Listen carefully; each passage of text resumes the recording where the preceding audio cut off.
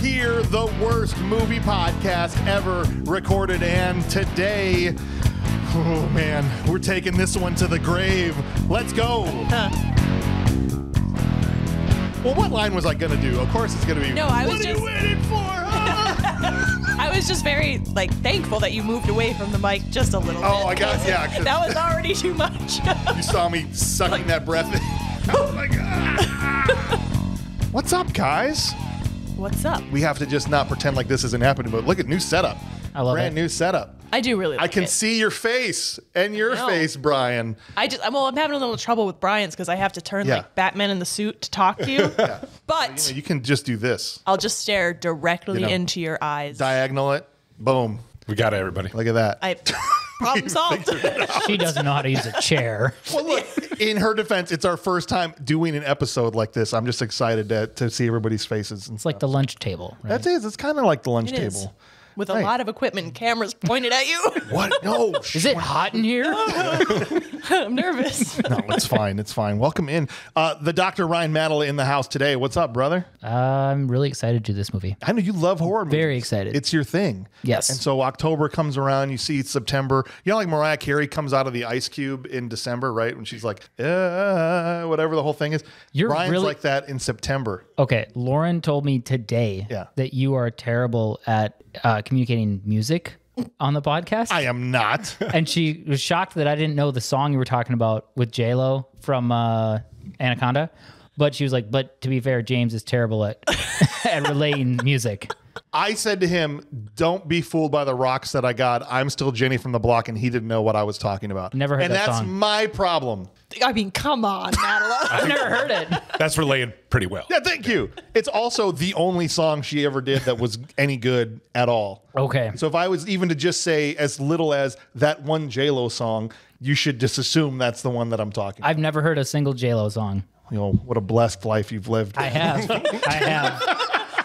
We've all been traumatized. Is her singing better than her acting? No. No. Also, joining us, Just give up. Brian's back from Police Academy 2, from the kids' table to the big table. What's up, brother? How you I doing, made it, man. I graduated. You're here, right? Now you're up here is with the the life. adults. For his first assignment. Yeah. Yeah. Oh, hey. His first assignment, which is actually his second assignment, which is 'Cause just he already like had Police one. Academy 2. We're rolling in, man. Police Academy's going to haunt you forever on this show now. It's the first one. You're so forever attached to it, dude. It's the halo. Yeah, over we my all head. have those movies. Yeah. Yes. For you, it's Varsity Blues. Sure is. Stephanie in the house. Thunder Steph. Woo.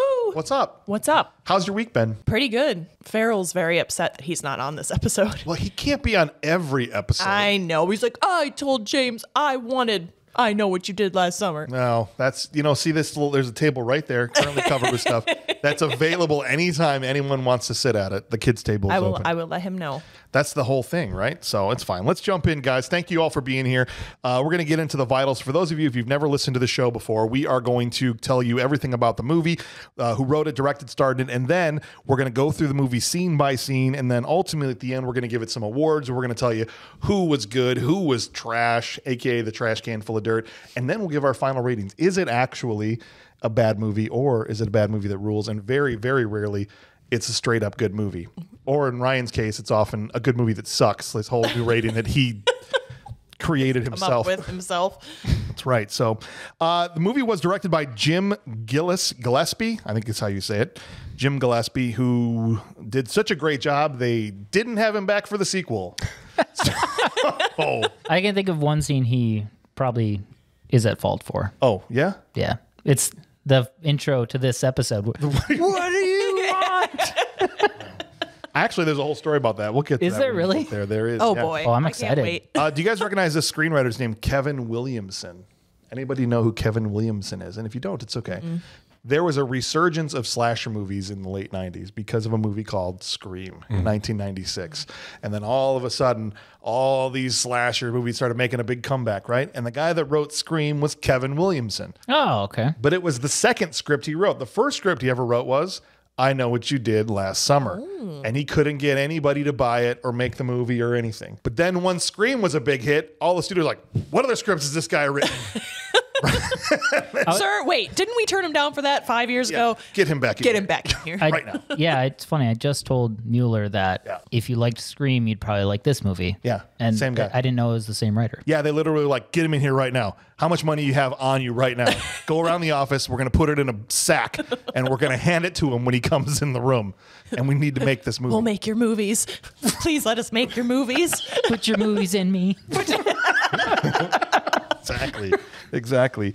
Also, Lois Duncan gets a writing credit because she wrote the book.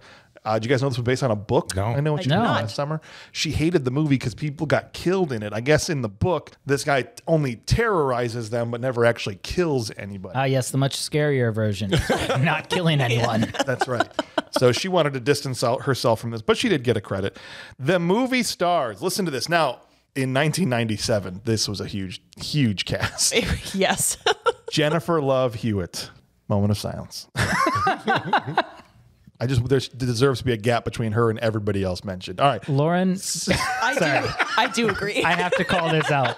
But as soon as Jennifer Love Hewitt showed up on screen, Lauren was like, now she has nice boobs. And she's dressed super like Jennifer Love Hewitt, very modestly.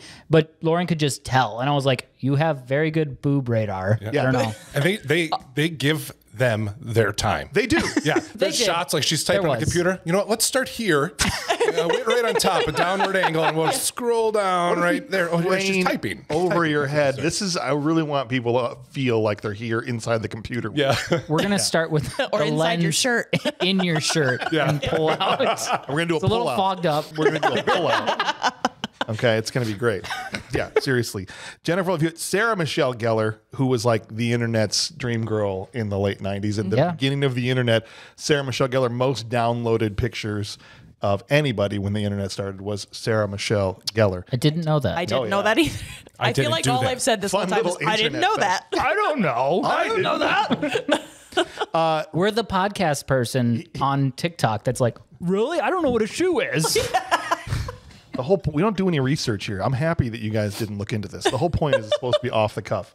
Now, is it Ryan Phillippe? Felipe. Isn't it? How would you Sure. say it? I don't know. I was thinking either Philip or Felipe. Ryan Felipe. I think it's Felipe, but I don't know. I think it's Felipe too. Okay. I've never actually met him to confirm. So It's funny I don't because, know. especially with names, I mean, Yeah. you just have how you pronounce it in your head. You're like, well, that's how it always That's is. probably what it is. Yeah. right, like Rihanna or Rihanna. I don't know that I've ever said his name out loud before. It's always just in my head as I'm reading or whatever. I don't have conversations about Ryan Phillippe, whatever. I don't, but I'm saying like, this is the first time I've ever said his name out loud. Philatides? That guy. Think about him often. And Freddie Prinze Jr. That rounds Yes. out the top four. That is a top four. previous to She's All That, right? I think this is pretty early in. Why was he so famous in the 90s? His father was famous. That's the whole thing? Yeah, he's a Nepo baby for sure. Nepotism. Okay. Perfect. But he also is, I mean, just look at him. What do you mean? Why is he famous? If you looked like Freddie Prinze Jr., you wouldn't have to do anything. You could have jobs too. But like act, like learn how to act. Again, that's not part of this job. Okay. I guess I misunderstood Part the of role. his job was to let his hair get bigger and bigger and bigger In for each every scene. scene. And then smirk. And yeah, exactly. Freddie spent a lot of You're a little time. cross-eyed there, buddy. I'm going to say conservatively 60% of the movie just staring off into the distance. With his mouth open. With mouth open. Always mouth open, yes. Just looking past. I know this is an audio thing, so I can't really explain it. You gotta breathe in the mic. I'll describe as you go. He's breathing heavily into the microphone with his mouth gaping wide I open. got a letter. Yeah, okay. Thank you. And scene. I'm a fisherman. Yeah. I just like for a year now. You know I've still been crabbing. perfectly coifted. But yes, I am a fisherman on Listen, the sea. there are all kinds of jobs in Hollywood for hot idiots, okay? I'm just saying. There are. Yeah. Okay? True. And he nailed it. So I wish I was a hot idiot. you have that burden of Oh, I thanks. you're welcome. I can't get any jobs. What am I going to because of say? it. You're an ugly, intelligent person? Yes, I am in a no-lose. Either I have to call you hot in front of everybody, or I have to say you're a moron. Yeah, I'm just in like, well, you're 0 for 2. That's right. I look like a fool either way. Sucks I've been to be made to you, look like a nerd. fool here. right. All right. Budget for this movie is $17 million. And the box office, here's why they suddenly started making a lot of slashers. $126 million. That's a lot of quesadillas. Off of 17 million. So what 10 times over? Not quite 10 times over. How many Taco Bell 6 or 7 burritos times could you over? get in 1997 for that kind of A lot of chalupas for sure. They're like 87 cents. Back in 90s Taco Bell, I Yeah. feel like I could fill a sack for $3. That's what I'm saying. Yeah, it's not like that anymore, sadly. Now you can't even fill your shoe. Budget. talking about shoes. Talking about this. Well, we just did the budget, but talking about how Police Academy 2 is following us everywhere. This movie is a 5.8 on IMDb, same as Police Academy 2, which we just covered. Number 73 out of all the movies that we've covered. Air America was 5.7. It's 5.8. It's 5.8. So is Air Okay. America. But we just did another one. Currently sits at a 46% on Rotten Tomatoes with critics, and an even lower 41% audience score Really? That with surprises me. audience members. So the critics actually like this a little better. So a little less than half the people liked it. Yeah. Though. Yeah. So some people like it. Some people like it. So 2 out of 4 of us. Not quite ate it. half, right? We'll see. At least 2, maybe 3 people. At least ate it. James. I won't give up poo, but Might be surprised. I don't know. Hopefully you're not surprised that we're still on the air. Thank you for listening to Bad Movies Rule. If you want access, you can sign up right now for our Patreon, which will help support the show and keeps the show going. Helps us. I mean, just like this new setup here is just because of the patrons. And so, but if you want to, you can sign up today and immediately get access to a bunch of episodes you don't currently have access to. Good Movies Rule, where every month we talk about a good movie. Instead, like we're doing Monty Python and the Holy Grail later this month. A horror reel episodes that Lauren and Ryan Mattala do together. Kurt Mummer's Cartoon Clubhouse show is on there, and many, many others. So sign up right now. It's in the show notes, patreon.com/badmoviesrule. We appreciate everybody that already supports the show. You guys are the bedrock of what we do here. So thank you very much. And right before we dive in here, let's pay some bills. Now that the commercials are over, you guys ready to jump in? They're silent. God, for it us. took For forever. us, I just, we just time traveled 3 minutes. Oh my God. All right. Let's dive straight into this puppy. And literally, we could dive straight in because the first shot is the ocean. It looks like the Pacific Coast Highway, even though this is supposed to be in North Carolina. Yes. That's what I thought. I was like, this is the Pacific Northwest. 100%. And then That's it was California. immediately not. Nope. Yeah, because Lauren was like, "Oh, I wonder if this is up. It looks like from Twilight," and I was like, "Maybe south a little, I think." But yeah, I was definitely thinking Pacific. Dan and I were just out driving on the Pacific Coast Highway in June. It looks exactly like that. Also, sorry, he's a fisherman in North Carolina. Yeah. So the whole movie takes place and is shot in North Carolina. They actually shot the movie in North Carolina. Okay. Except they didn't think the roads there looked dangerous enough. So for this whole opening sequence, they just went out to California and said, this is totally still North Carolina. They could have just gone into like the Virginia mountains Or something. and it would have been just fine. That's why there's I was- there's no ocean like right Right. there, but That's why I was so confused when they went out to the boonies to find his sister. And I was like, "It looks like North Carolina." I didn't know the whole time it was North Carolina. It was I North was so Carolina. you're like, confused. wait. And all of what a is sudden this she's like, voodoo "Well, magic? hi, y'all." And I love how when they do this, they make these decisions in movies, they just have to just know that everyone that goes to see this from North Carolina immediately knows it's bullshit, right? Like they just, and no one's going to go, where in North Carolina is this? I've lived here my whole life. Like this is the exact opposite side of the entire United States. Yeah, I'll tell you, it fooled me. So yeah, I'm a dummy. I'm a big dummy. If you've I've never out been to there, North Carolina. well, yeah, that's so- fine. You're like, I got to get to North Carolina. This is amazing. I have driven the highway though, and I'm like, that You would looks have been familiar. so disappointed. Yeah. You got to North Carolina and been like, this isn't Hold on. anything like I know what you did last summer. Jennifer Love Hewitt's full of shit. Yeah. Curse her and her boobies. But now that you say it, once they get to the next scene where there's like Yeah. the piers and all Yes. these things, I'm like, well, this is kind of jarring. Yeah, a little bit, right? Yeah. There's a shot of, we just call him a Fisher bro sitting out on the rocks. He's got a pendant that says, I love you. And he's having a beer. And I thought he was going to kill himself. He's sitting there staring very sadly at this thing. And I'm like, oh, Well, not even that. He's acting like he's just absolutely wasted. yeah. Like he she's can't not even worth keep it, his man. eyes open. Right. I didn't know it was because like his girlfriend had died. I thought like she broke up with him or whatever. I'm like, don't toss yourself onto the rocks for some chick. No Not offense. like this. Not like None this, taken. bro. I agree. Okay. you would shoot your own husband in the head. So I guess if he were infected, yes, that's true. He's wearing those fisherman pants. It's important that they show that, or the whole movie falls apart. Just doesn't make sense otherwise. Blue shirt, fisherman pants. We got it. We got it. Yeah, we got it. Wait, what? What does he do? Nothing yet. He's just sitting there crying, drinking beer. Then we get to the 4th of July Croker He's Festival. a fisherman. He's a fisher Got bro. it. Thank you. He's a fisher You bro. can tell by the pants. Fishermen are old. Okay. Oh. He's a fisher bro. boy Fisher bro. yeah, Fisher boy. That's with an eye. They use it later Those too. are kids. Fisherman was my father. There's a very, very small window where you're no longer a fisher boy, but you're not quite a fisherman. You're a fisher bro. What was Freddie Prinze Jr.? He was a fisher bro for sure. Really? Yeah. Oh yeah. For With sure. those greased up muscles showing through, are you sure that wasn't like Fisher Boy? Oh, that's different. That's He's fisher just, like, hitting the BOI. That's gritty. a different thing. That's a different thing. Okay, there's all kinds of levels to this. There's many subtle differences. Okay, All right. try and stay with me here. The 4th of July Croker Festival is going on. I don't know if that's an actual Croker thing. Festival? That's what it was. That's what the sign said. It said it was a Croker Festival. I can't read. Seems like your typical. I mean, they got the hot chicks competition or whatever they do at the these things. Everyone grab your fish hat. Let's go see the hot girls on stage. Hot chicks. Yeah, I love that they're all just sitting still in their like day's uniform with just their boots and their hats, and they're like, yeah, woo, like They just got, Just came off the docks. yeah, Well, like there was literally fish hats. Hats that looked like fish. Oh, that's I didn't right. even notice that. Yeah, like cheese heads, right? Yeah. Like in the stands, they're just like, this is my favorite part where they put the swimsuits on. I like. Get your guppy hat. Is it just me? I got the grouper. What were these girls? Was there Sarah Michelle Gellar and everyone else is 40 years old in Yes. that lineup? Okay. Yeah, no, absolutely. Right. I was right. like, I wonder think how she's I supposed to won. be a teen, but Yeah. who are these other ladies? I don't know. But okay, so if you think about it, when little girls are in beauty pageants, and it almost is like, what is that? It's like a 40-year-old. Yeah. In a little girl's body because they dress them up so much. Yes. So like maybe that's just kind of what it is. These girls are actually only 17, but they look like they're 65. They've had a hard life. Yeah. they put it on with their tackle box. That's what they use to get the makeup on. Whatever we got in here. They've just spent way too much time out in the sun. That's all. They're all shriveled up.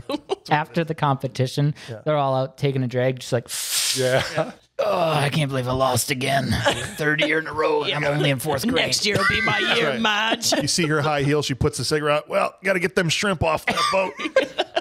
She's right And then back she to walks work. across the street to the strip club and is like, all right, Marty, I'm back. Time to get back to work. I lost again, 40th year in a row. That's right. We do see the up in the. This is where we meet the other 3 hot idiots up in the balcony. Well, she watching her win. Sarah Michelle Gellar's name is Helen. Again, we just did 13 Ghosts where a young person was named Kathy. Now we have a young person named Helen It's a 90s thing. in here. Is it? Because I think they were the last generation to They have were those trying to names. like save the old names. Is that what it was? And Okay. then we realized they're terrible. They They've are. all died off. So Sorry, Helen. Helen Sorry, is on sorry, any All Helens of the out Helens. there. Sorry, Sorry. that sweet. Or Kathy's. Anyone out there with Helens Sweet that they young love? Helen, we're sorry. Right now, there's a Helen working at Starbucks. It's just like, what the frick, guys? I'm 13. I really liked your podcast. Not anymore. Oh, if we have a young Helen, get back to work. Unsubscribe. Stop listening to the podcast. Seriously. All right. So anyway, these 3 hot idiots are up on the balcony, and how should we introduce Ray and Barry? Let's have them talk about her tits. That's like literally the first thing out of their mouths. Well, I didn't know her boobs were so big. She does exercises to pump them up. I'm like, really? This is how we're gonna start this movie? That's how I Also, talk what to my exercises? Asking for a friend. asking for a friend. But Stephanie's taking notes, going, I kind of like that idea. Yeah, Can what- we hold look on into a that, sec. please? Googling You know. booby exercises. Yeah, I'm just going to keep that in my back pocket for Not a later. thing. But yeah, this is the way they're going to introduce these 2 idiot characters, right? And who talks to their friends about that? Yeah, if I'm talking to my bro, I'm not gonna be like, "Hey, your girlfriend has big boobs." Like, Yeah. what is that? Also, they're talking about Sarah Michelle Gellar while Jennifer Love Hewitt is sitting Right there. there. Yeah, Right there. Right. that's not gonna fly. Not that I want to make this whole episode about boobs, but we just, we got to point the obvious out. One of the most legendary racks ever is sitting right behind you. Fair. Yeah. And you're like from 40 feet away trying to be like, oh my gosh, look at those things. I thought if they you got just the look roles down. mixed up. Seriously. Helen wants to be a serious actress. This is the their exposition, right? Everybody got that? Okay, I'm going to be a serious actress. The next scene, she says to General Hewitt, when you're a hotshot lawyer, don't forget about your hair. Everybody got that? And then I just wanted Barry to come in and be like, I want to be an astronaut.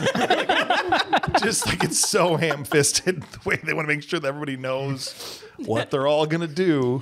Okay, got it. Got it. Thank you. Also, Ryan Felipe is like, that's my girlfriend. She just won. I told you they're a bunch of hot idiots. This is the movie's Hey, no, about. he's just proud of her and her big boobs. He was a little bit, I thought he was going to jump over the rail and attack wish people he so had. they knew. He's like, Look at her. Like in Bird Box. Look at it. Holds the eyes open. shoves her face in her boobs. That's my girlfriend. Yeah, I did not get football star from those first scenes. When she brings up, and when you're a quarterback Of the what? Steelers, he's like, Cowboys. I'm like, yes, he please honestly- go play for the Cowboys. I thought he was like a figure skater. Like that's kind of like the body. And his face, he's very feminine. He He is. just has like very big lips and like soft skin. When you're in Blades of Glory 2, because they can't afford Will Ferrell.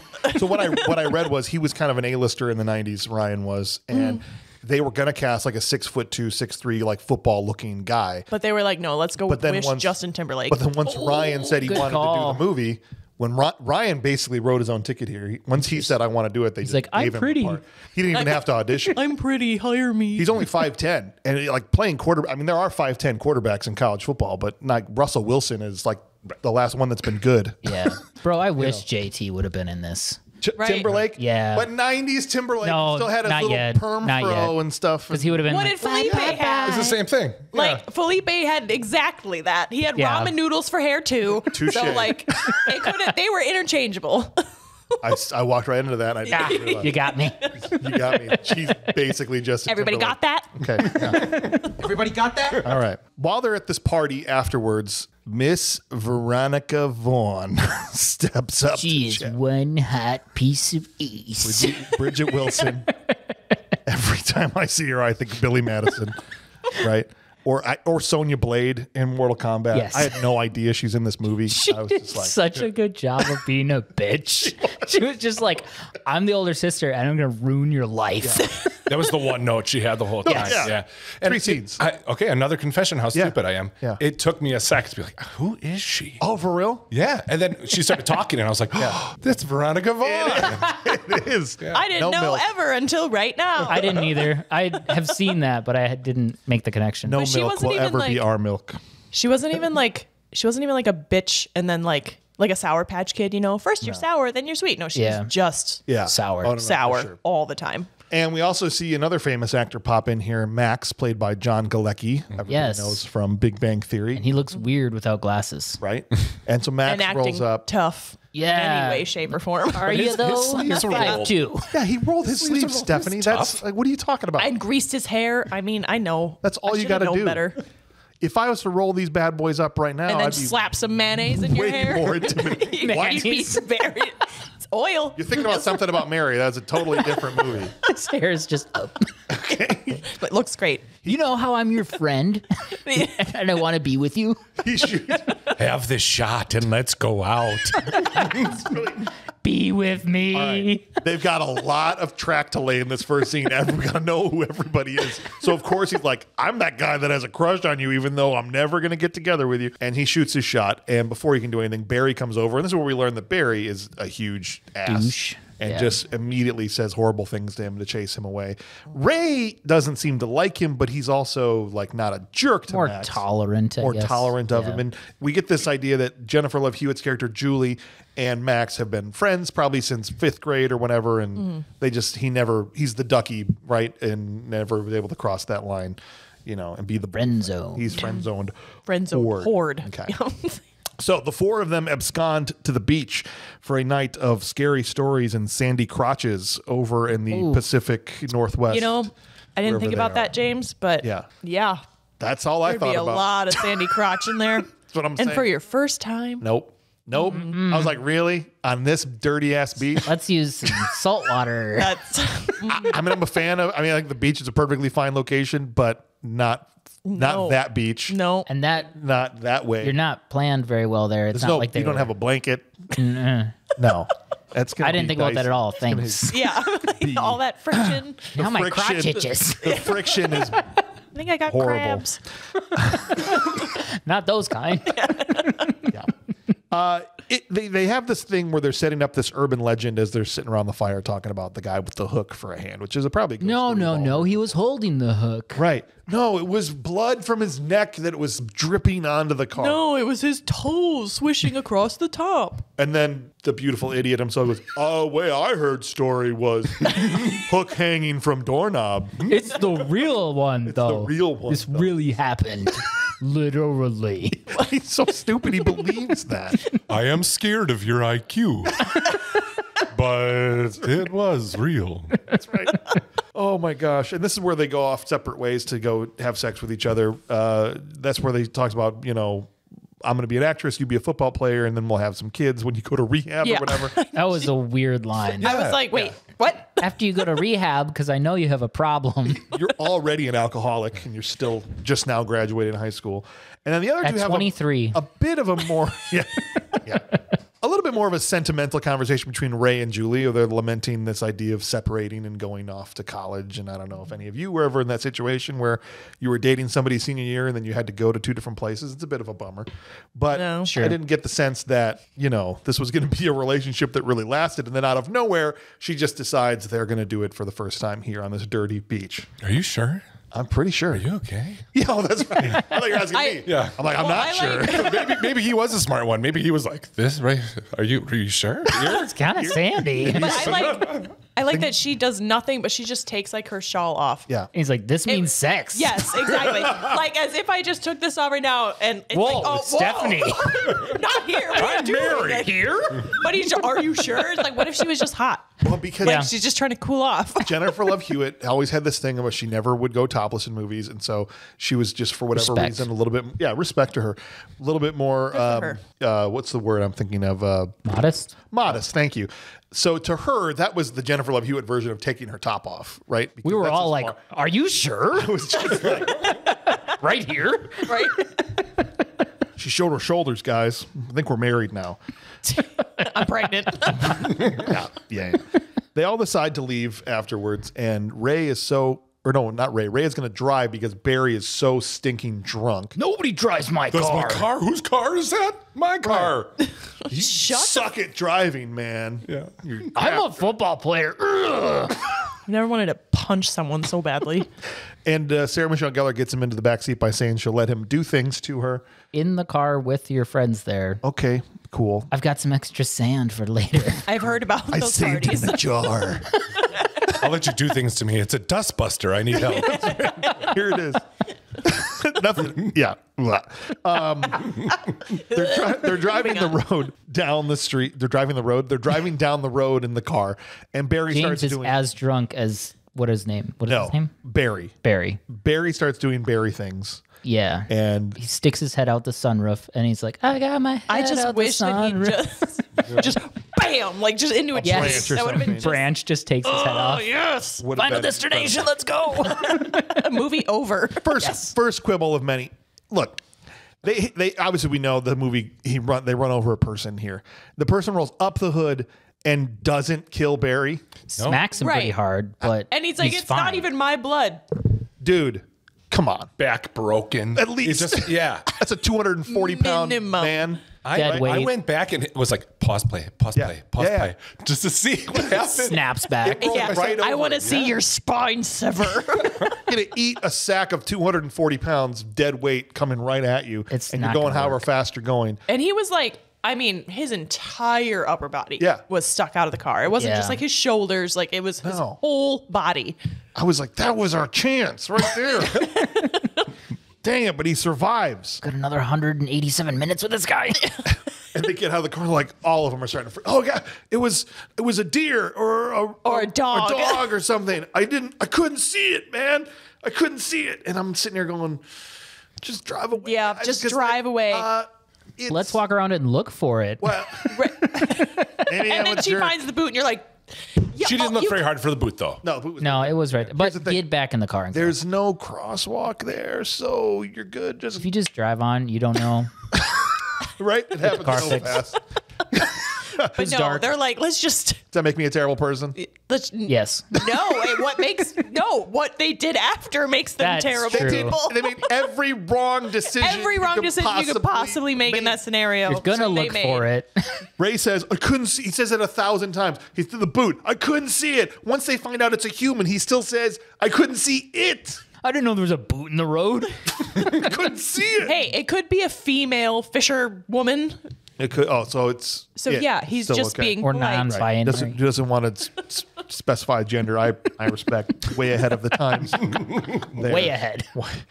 Jeez. And of course, of all the people that have checked the pulse, let's have Ray do it. Dr. Ray Yep. reaches down and Like, grabs. it's so easy to find someone's pulse. Pretty I'm like, sure he this grabbed dude's him a by the- moron. I think he was holding his shoe. Like, there's no pulse. He's dead. Grab his kneecap. If they'd panned down, he was holding the boot she found on the side of it. There's no pulse, guys. I think he's dead. This blood is cold. He's dead. The way he even says it. I think he's dead. Looking around for his line. Where's my cue card? Call an ambulance. No way, man. There's so much liquor in this car, but you weren't driving. It doesn't matter. No matter what we say, we're all going to fry. And I'm sitting there going, no, you're not. That's not how that He's like, works. they'll never believe that I was the one driving. Why? Why? Why Why not? wouldn't they? Why would they not believe? Plus, you're admitting Yes. to hitting someone, so you wouldn't willingly do that Right. if you didn't actually do it. I would have thrown Barry right under that bus. My friend Yeah. was too drunk to drive. I was driving the car. And he was being a dickhead in the back seat. Yeah. And we hit somebody. hit somebody. I mean, now that we're saying it out loud, it does sound kind of like I don't want to make that call. But also, and I think I think Julie was trying to kind of iterate that. Was saying, there's no crosswalk here. Like, you didn't know he was in the road. It was an accident. It's manslaughter, I think Ray says at one point, right? But he says that when she's supposed to be the one who's going to law school, right? Right. So shouldn't she be the one that's like, no, I actually have looked into this and I know we're going better to do than 8 you. to 10. Manslaughter. Yeah, it's only 8 to 10. We'll be fine. They say, let's leave and get the car fixed. They're like, Yeah. there's going to be some car on him. That's what she says. If there's him on the car, there's car on him.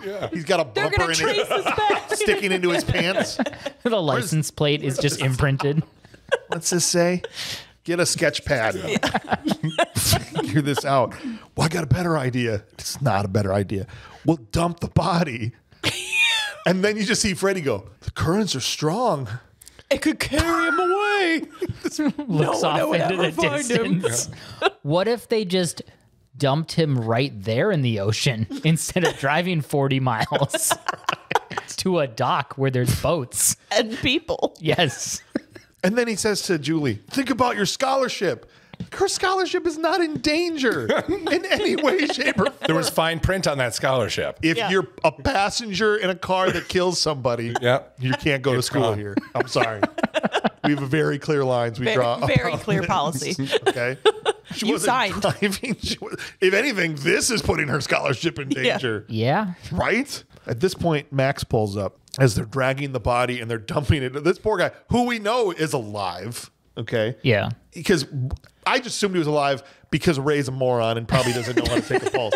Okay. Yeah, he didn't even have to move. We're like, They dumped this poor, that's sus. still alive guy over the guardrail, and as that's not bad enough, then he just starts puking on him. Or at least acting like he's Pretending, puking I on him, think. whatever. But regardless, Yeah. imagine being that guy, right? It's like bad enough you hit me with the car. Salt in the wound. Max pulls Puke up. in the wound. Hey, Max. Even worse. I thought she was going to try and flirt with him or something. She doesn't. Pull your boobs out. Do something. Do you want to get that drink later? Yeah. I'll meet you there right now. Go ahead. I'll be there Yeah. in 4 hours. Yeah. I'll meet you there right now. I need to put my face on. Right. What's up? Car? You having car trouble? And there he's over there acting the puke on this, where they hid the guy. And Ray comes over, and for some reason, Max is like, "You really are a perfect little rich boy," or whatever he says to him. You'd like to pretend to be rich like us. right? Because he's poor. Whatever you say, Max. Yeah. Okay, Max. Have a good day. I will do that, Max. Thank you. It's like he has a cold. Okay. Okay. Okay. See you later. No, I love Keanu Reeves.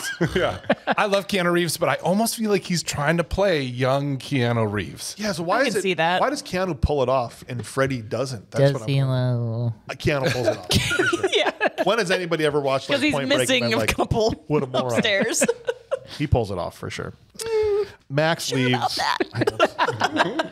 Max leaves. Sure. He's like, okay, bye, Max. Bye, Max. Max leaves.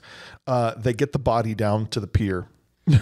And as they're sitting there on the edge of the pier, they're going to roll him in. And he's like, let's just pretend there's some crazy murderer with a hook hand or whatever. I love that line.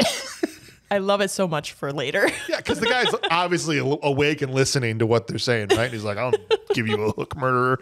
As soon as you walk away, I'm coming back for all of you. So you, Well, then you really thought he was alive? I think he was alive. I didn't. Oh, I was like, for sure. Doesn't Up to this grab point, the I car? didn't. He right here's when he Now wakes up he and does. grabs. He well, like wakes at up this point, I thought, Yeah, I didn't think he was Okay. alive either. yeah.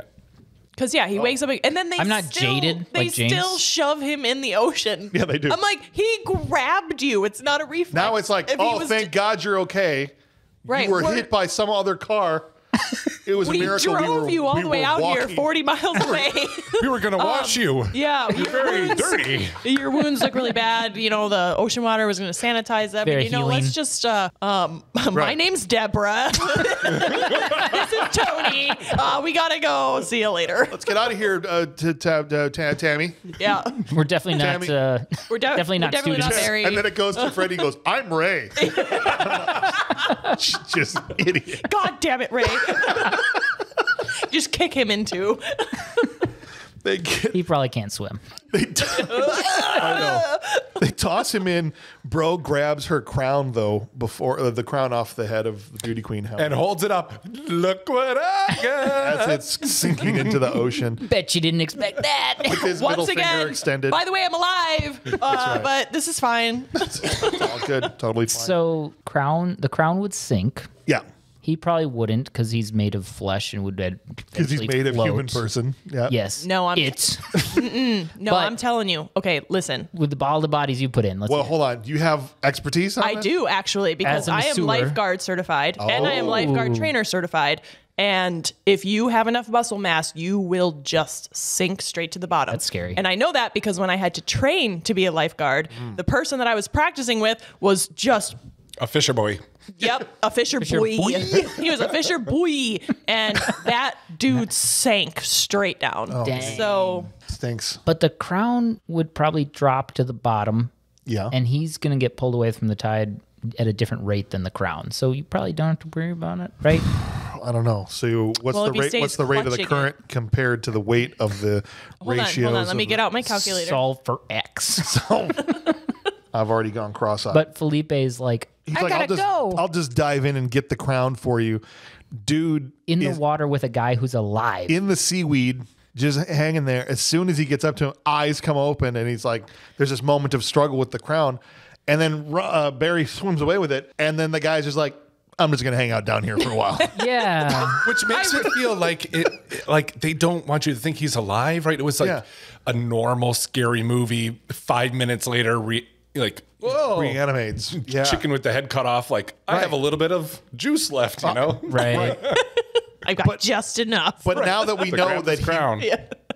in the moment, but now that we know he was actually totally alive, he's just chilling with the seaweed, or Yeah. I'm pretty sure at that point he was like so pissed off because he was like, I've shown that I've been alive 3 times and you still have not tried to save me, that he was like, I'm just going to hang out down here. He's So being I can passive-aggressive. seek- He was already planning. I'm not even gonna come up I'm there not if I- even It's just gonna come up. bad. It's more like the guy from the book. Yeah, he's like, I know what you did last summer, and I'm just mildly irritated about right. it. Yeah. And I'm going to inconvenience your life a year from now. I'm not going to ask you to come save me. You should already know you need to. Yeah. So And in case you were wondering whether or not Ray is the worst boyfriend of all time, even though he's a moron, yeah. Barry says we have to make a pact and we have to take this to the grave, and everybody says it except for Julie, who just nods. And then Barry grabs her by the neck in front of her boyfriend, who does nothing. he just stands there and watches. He moves so he's in the shot. Yeah. That's all he does. He goes, I'll move over Yeah. here so I'm next to you, and I can. As soon as that happened, I'm like, Ray is not it. Like that was. He's not him. That just takes me No. back to the scary movie spoof on this because like, and he ends up just like kicking her in the stomach. He's like, stop, dude, you're hurting her. I don't even know that. No, but it's like, how do you not do like? I don't care if you've only been together a little bit. That's your girlfriend. I don't care if you're not together at all. Like, just Right. a friend She of is yours. a small woman being choked. Right. by a small man, but still. So the movie wants to paint Barry to be the jerk and Ray to be the good guy for the rest of the movie. But as of this moment, Ray's not a good guy. No, he's useless. Yeah, he's useless. Yeah. At worst, useless. At the best is he's willfully an asshole. At best, he has nice hair. Yeah, I guess. And I a wanted smirk. to ask too, like, so Yeah. what, do you think that it was just a coincidence that he was dressed exactly the same as? Yeah, so we find out later this guy actually was there to kill Fisher Bro from the beginning of the movie. They're both right? fishers, though. They're both Fishers. But they needed the audience to think that Fisher Bro was the guy, so they had him in the same outfit. So either this guy showed up to kill that guy dressed in the same outfit, or he took his clothes. I think he afterward. stole his clothes. Those are the only two options. That's why Ryan Phillippe loses a jacket later. This guy. He's like, I need clothes. He's like Woogie in Something About Mary, where he takes everybody's shoes wherever he goes, anywhere, right? He's wearing the Fisher, what are they called? Pants, the Fisher pants. The Fisher pants. And If they're you took- too small, though, so they're not quite all the way He up. took his slicker off. He just has like all random pieces of clothing. That's right. from all- you know, like- Patchwork. Would you like a watch? Oh my gosh. Kid. Like Buffalo Hey, Bill, kid, but you wanna not with watch? skin. Right, just clothing. Yeah. Ugh. All right. After this, we get the 1 year later, right, title screen. And we come back to the next summer, basically. And Julie is at school, but she's a mess. She's so terrible. depressed. Yeah. Yeah, She looks like she's lost weight. She's got bags under her eyes. Right. And she's got to go home for the summer. We find out from her mother she hasn't called, visited, anything. She's failing a lot of her classes. She was like a valedictorian before, and she's just having a terrible year. A lot of her lines are awful too. The mom's lines. Like Oh, she gets she's home. there. Oh, Julie, dear, dear. it is good to see you. My You child. are my daughter. I supposed to hug now. This is honestly becoming a trope in a lot because we just did this in 13 Ghosts too. where it's Yeah. like, you're a professional actor. You've been hired to do a job. At a minimum, I have to believe you've seen each other before. Like, this is not the first time you're meeting. Hello, Brian, my child, who I've known your entire life. Welcome to this. This is the house we live in. I think Hello, your mother. The rooms- house looks nice that we've grown up in. Right. Like you just all you have to do is sell that you're her mom. That's Yeah. it. It's like that on. woman has never had an emotional connection with anyone ever. She doesn't even have a dog. She just lives by herself, like entirely, doesn't interact with anybody. You're a professional. You got this job. She sits in her living room on the floor staring at the wall until she gets the call to act. I will be I there. will come act as her Yes. mother. She gets a letter when she gets home. First day she's home is a letter, and it says the title of the movie. I Know What You Did Last Summer. Why is that one addressed to her though? Yeah. All the other ones just have their name. There's no postage or anything, That's but true. he had to write the address on there. He didn't want to just drop that one in the mailbox. He wanted to actually mail it to her. But there was no This postage. looks more legit. There was no postage. Yeah, I don't know. Mom, where did this come from? Hogwarts. Oh, I found it in my, I don't know, like shoe. What's I'm with you going with back. the I'm going shoe? back. Check the return address. Oh, it's a fishing boat out on pier number 3. It over just there. shows water. Just a watermark. Yeah, it's just a watermark. I don't understand. It was a really short movie. We figured it out immediately. She takes the letter and she runs over to Elsa, Helen's older sister's clothing store downtown, and asks for Helen's New York number because she's supposed to be a New York actress. And she says, well, if you want her New York number, it doesn't exist because she's 10 feet to your left working the perfume counter. And this is to show that she was a failed actress and not a serious actress. And so she goes over to the thing and says, they're like, oh, hey, I haven't seen you. All that whole like little small talk. And she goes, Helen, somebody knows. And Helen goes, how? We were so careful. Were we though? We moved the body from the first location to another location, dragged it across the dock, and dumped him in the water when he was still alive and left him still alive. We were so careful. Super careful. So careful. We should. Well, and she immediately knows what she means. Yeah. Instead of like, knows what? That you are failing school? Like, Right. That you look like you're on drugs. I laughed, guys. I laughed harder and louder than I laughed when I watched Police Academy or any of these other movies. We were so As careful. soon as she said we were so careful, I lost it. But it's also like the irony of the fact that they're just in a store like, Yeah. hey, someone knows about the guy we murdered. And they're just And even speaking. Elsa's like, What am I talking about? Yeah, what's going on? Lady's like, do you have Chanel number 5 or? And throughout the movie, they try to do this thing they did in Scream where, like, maybe Elsa's got something to do with it, or maybe it's Max. And, like, they just do it not nearly as well as Wes Craven did it, you know, in Scream. It's like part of the genre. Yeah. Absolutely. Like, constantly, like, That's funny. Oh, but there's Maybe that it's there, this so person. maybe it's that person. I never got that. Yeah. With Elsa. That's because Like, they didn't do it well. But yeah, they were I, like trying that to. never. I just thought she was a bitch. It never crossed my mind. That's correct. That's yep. Ding, ding, ding, ding, ding, Ding, ding, ding. That's all she is. They go to Barry's house because they're all broken up. And Barry turns out still a massive prick and tells him about the He's like, is it even related? Right? Like, A fair question. I know though. what That's you a did very last summer. fair You did a lot question. of stuff last summer. Maybe Yeah. it's something. Maybe else. it's your sand crutch. Yes. He I know. knows. I know what you did. I know what you did. You There's gave it still to me. imprints in the sand. The next guy that was on the beach in the morning when the sun came up was like, I know what happened. I know what happened here. And her butt cheeks here. sweater was still left on the beach. Oh, Jennifer Love Hewitt had sex here. Yep. And after that, Max is like, all right, well, it's got to be, or no, Barry's like, it's got to be Max. Max was there, right? He saw us in the truck, so let's go talk to Max. I'm going to go. So the three of them go to talk to Max, and as soon as Barry's like, I'll do it, it's like, yeah, send Barry. That's a great idea. Yeah. I'm going to go tell him exactly what happened. You saw that we murdered that guy on the street. Did. Was it you? What? You saw us, didn't you? You saw us murder that guy? You were there. You were there that night. You did what? What? Huh? What'd you say? Nothing. What did you say? What did you say? I just know if you know it was you and you were. Okay, I'm going to scratch your face. Don't send Barry. He's got a crush on one of the three of you. Send her in. Send her in. Take her little shawl off and be like, is right here, right now? He'll With the tell grouper on the watching? ice? It's right on these Dungeness crabs. Ow. Way worse than the sand. Yes. Okay. Max was trying even harder here to be tough, too, though. Yeah, he His was. sleeves are rolled all the way up. Yeah, they were like up into the neck hole of the shirt. They rolled in. If I roll ever them really seen high, it sleeves looks like like I've got this? This shoulders. not private enough for you with all these people around us. That's right. Barry, after basically, beating him up, as soon as Barry walks away, then Max grows a spine. He grabs the hook. Don't test me, mother fricker, right? Like, he's just, I'll He's so intense about it. He was. yeah. But it's like watching a baby have a tantrum. You're like, You can oh, tell let him he's just get it out. small. It's like Need for Yeah. Speed. Like you can tell he's little, Yes. right? Oh, you having a hard time. You upset? Use your words. Yeah, use your words. I'm here when you want a hug. But just get it out. Feelings are okay. Did Discount Justin Timberlake rough you up? Poor baby. Baby. As they're on the dock now, because Barry leaves, Julie runs into Ray, who is working there as a fisherman, right?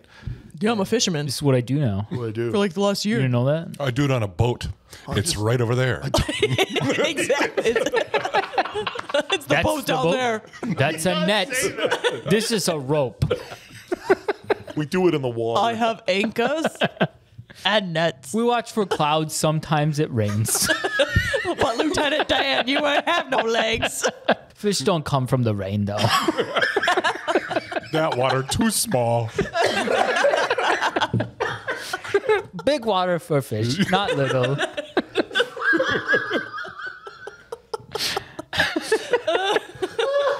James is crying in the corner right now. I think we broke James. Excuse You me. good? You good? Breathe. Good. I know it's hard to get through. Oh my gosh. Ray's like, I just thought maybe you blame me. And she's like, I don't blame you for what happened, but I don't want to know you. And then she runs What away. an insult, I know. right? That is. That's like the worst thing to say to That somebody. hurt me watching, and I was like, Jennifer Love Hewitt, you don't mean that, do you? You don't mean that. Take it back. Yeah, cut back to Max, who's put the hook down now. He sets it on a thing of ice and he tries to, I don't know, he's steaming Dungeness crab or whatever he's Without doing. his Lots of gloves. steam and things. Well, he's just upset. He has to. It's like, you know what cools me off? Yeah. Steaming some Steaming some crabs all by crabs. myself That's right. in the dark. Exfoliate a little. Yeah, In the dark. Why kill Max?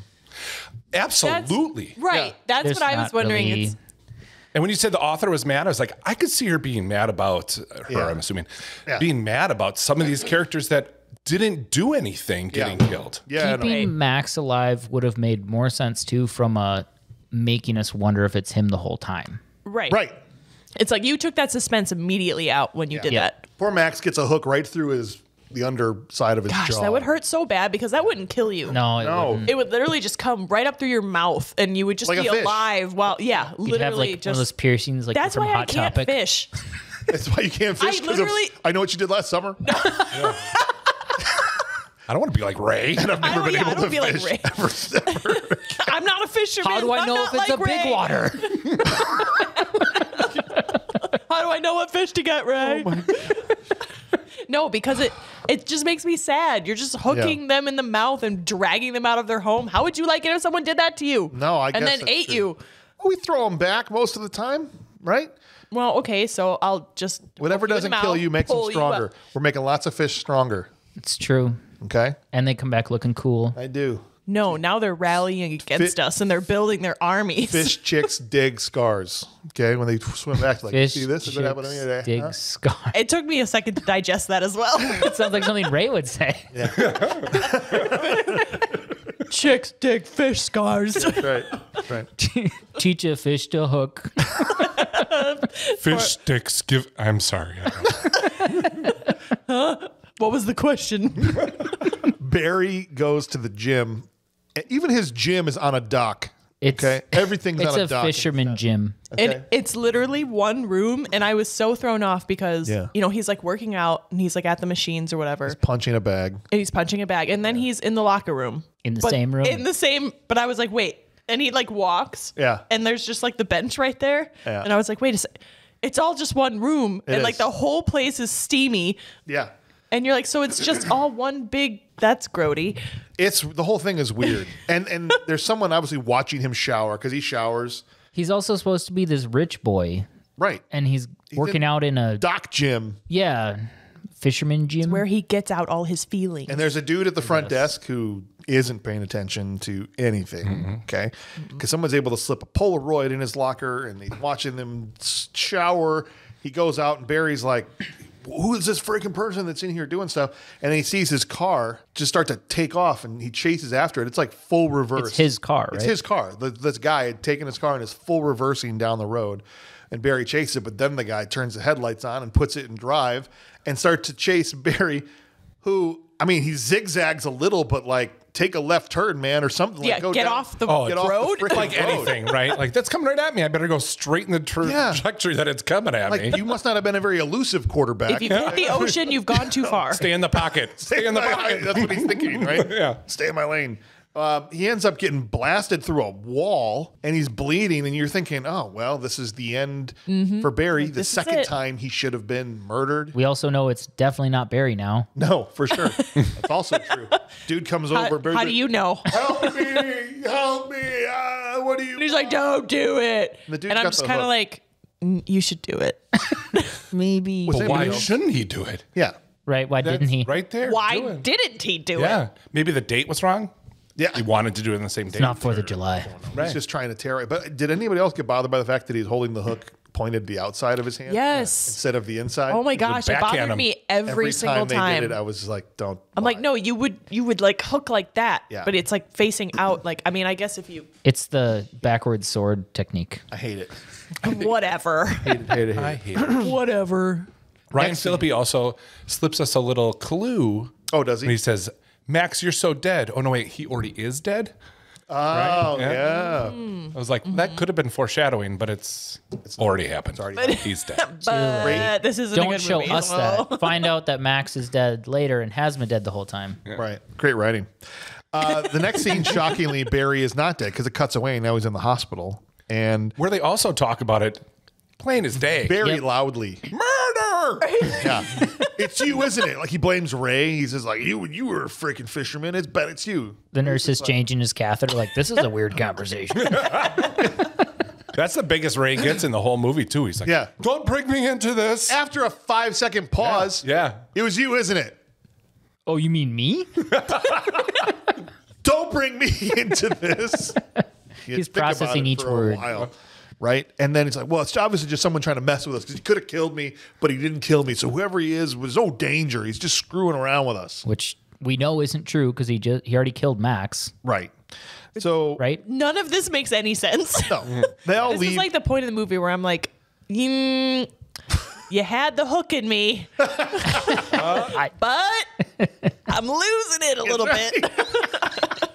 Ray follows them into the hallway because the girls want to go, follow a lead or whatever. And he's like, I just thought that you and me, what are you going to understand? There is no you and me.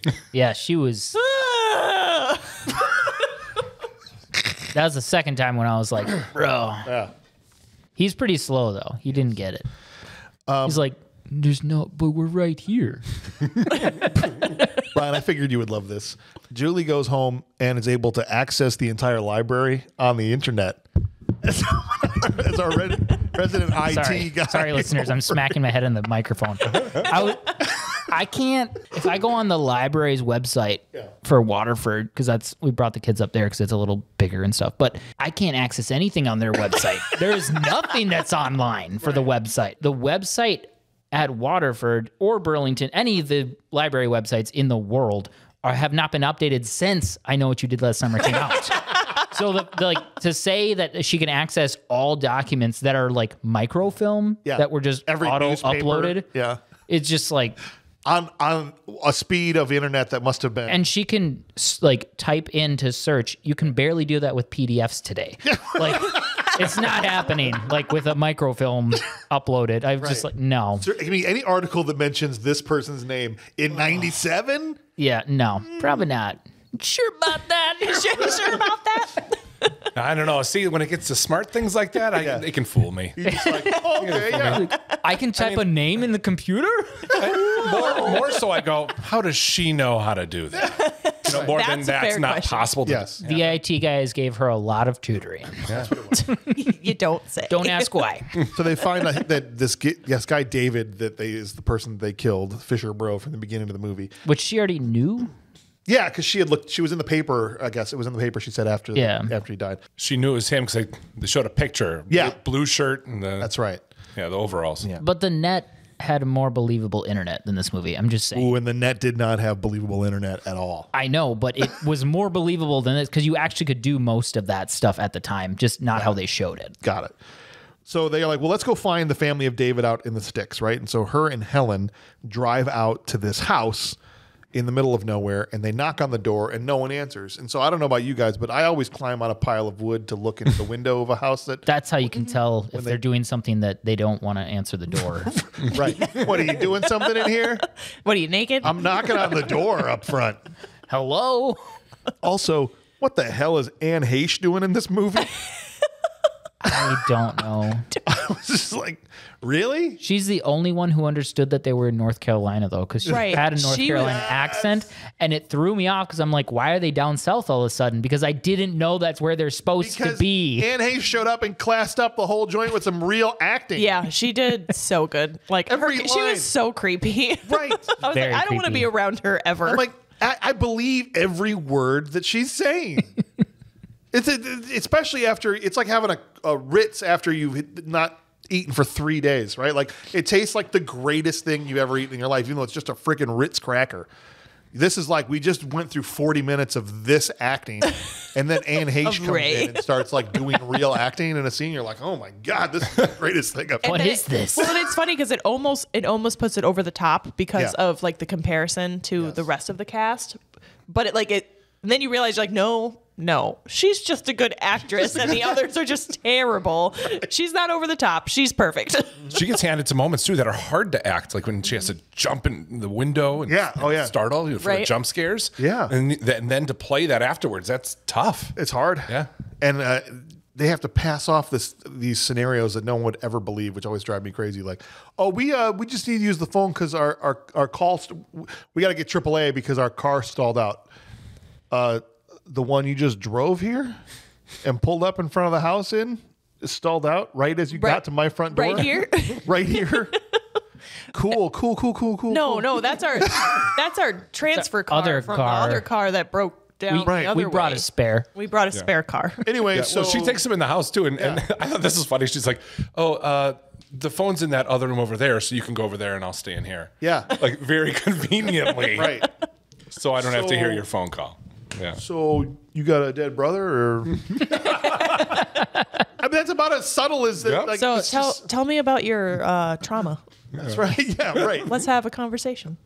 Yeah. I have a brother. He died, and like, oh, weird. Does he have like a friend that likes hooks? Maybe like for no reason. I'm just like, how would anybody believe what is happening in this scene? Well, this guy did show up. Oh, you know his name? Because Yeah. kind of wanted his digits. Because why? I'm just here waiting for a tow, but I just want to know intricate details about your life and these people. And You seem like a cool person. yeah, So, gotta Don't get to know you. do you know what he looked like?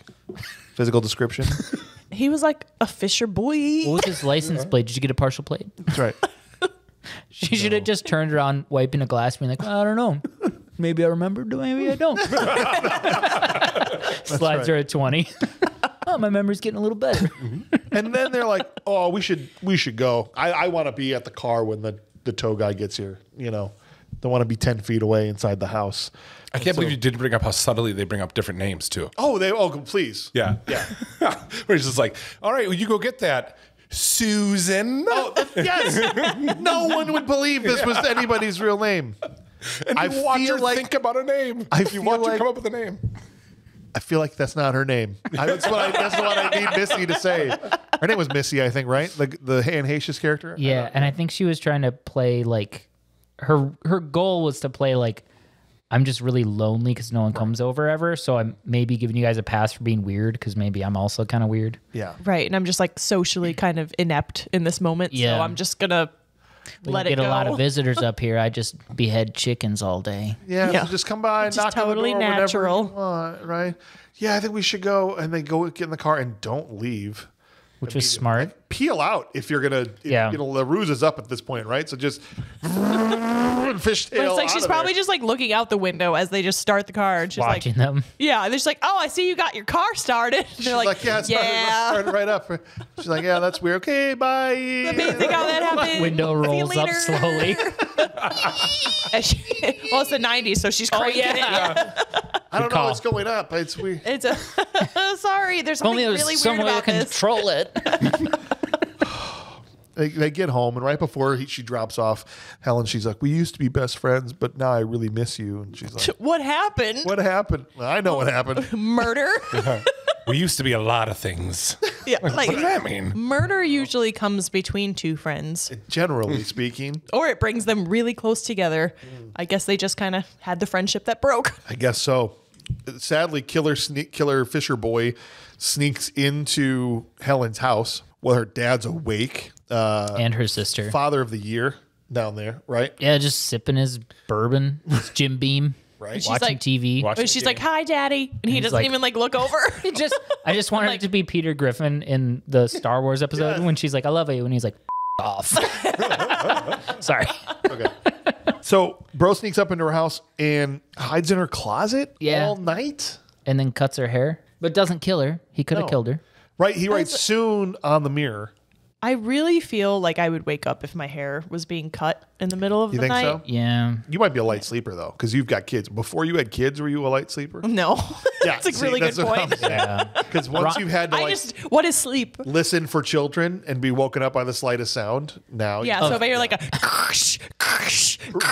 like Right by next to your my ears. ear, I'm gonna be like, he also didn't do that bad of a hatchet job on her because she It was looked salvageable. she kind of looked fine. she looked better. He just was like, I I'm was just going like- to clean this up for you because I'm going to kill you later, but this is driving me crazy. This Like, is oh, hideous. bummer. I stole something wonderful from your closet when I was in there. Yeah. Okay. And I'm just going to fix this. I really needed a scarf. I already had a jacket. He's the I was trying to take the crown, but you keep it, Tried queen. to. Yes, queen, you keep it. You dropped this. Excuse me. And she's really mad at the mirror when it She wakes up and her solution is to knock herself out in the mirror. But then isn't her hand just fine though? Like I don't ever see it wrapped or anything. I'm pretty sure you would bust your You That could she probably punched it slice an multiple times. artery. yeah. And then she just is dead on her own accord. Like, He's killing everybody. oh my god, slit her wrist. It was so awkward with a huge cabinet in front of her too. She was like, no, oh boy, I can barely reach this thing. She had to punch it with her front knuckles. Grabs a step stool ahead of time. I'm so angry right Why now. didn't you just take the step stool and smash it into the mirror? One of my favorite parts of the movie is Julie's trying to drive over there, and her car starts rattling, and she's a little weirded out by this noise. So I thought it was a hook in the door. that's what I thought it was going to be too. Yeah. That she would have pulls made over. sense, wouldn't it? Yeah. Too much sense. She doesn't want to call CarX. Okay. She pulls $1. over, gets out, walks around, opens the trunk.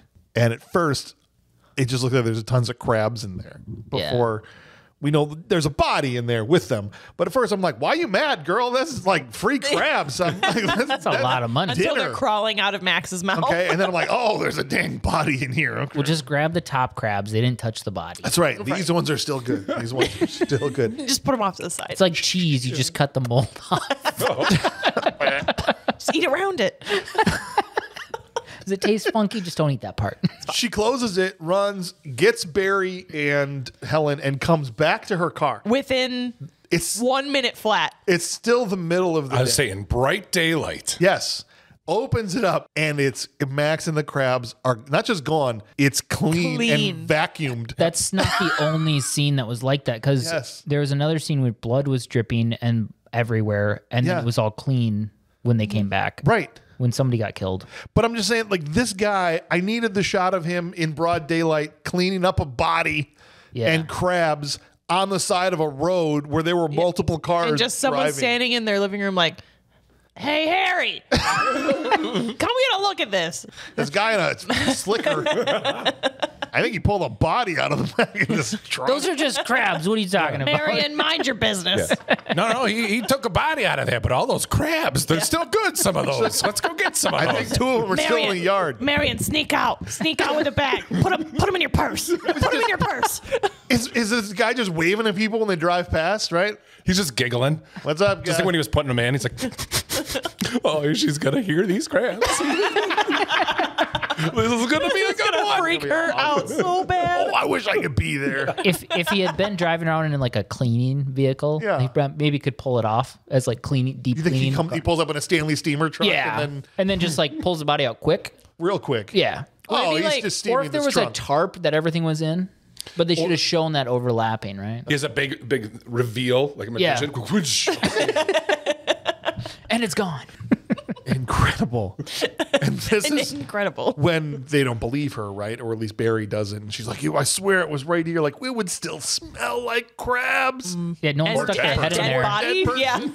And Smells really decomposition. clean. For sure, it was in a trunk Someone in who- the This- sun. This smells like Lysol. I don't know what you're talking about. You're crazy. Real clean. Real. It smells super, like, freshly cleaned, actually. This smells like bleach. This is where we get the famous moment, right? Oh my where gosh. he's like, no, he's watching us. He's toying with us.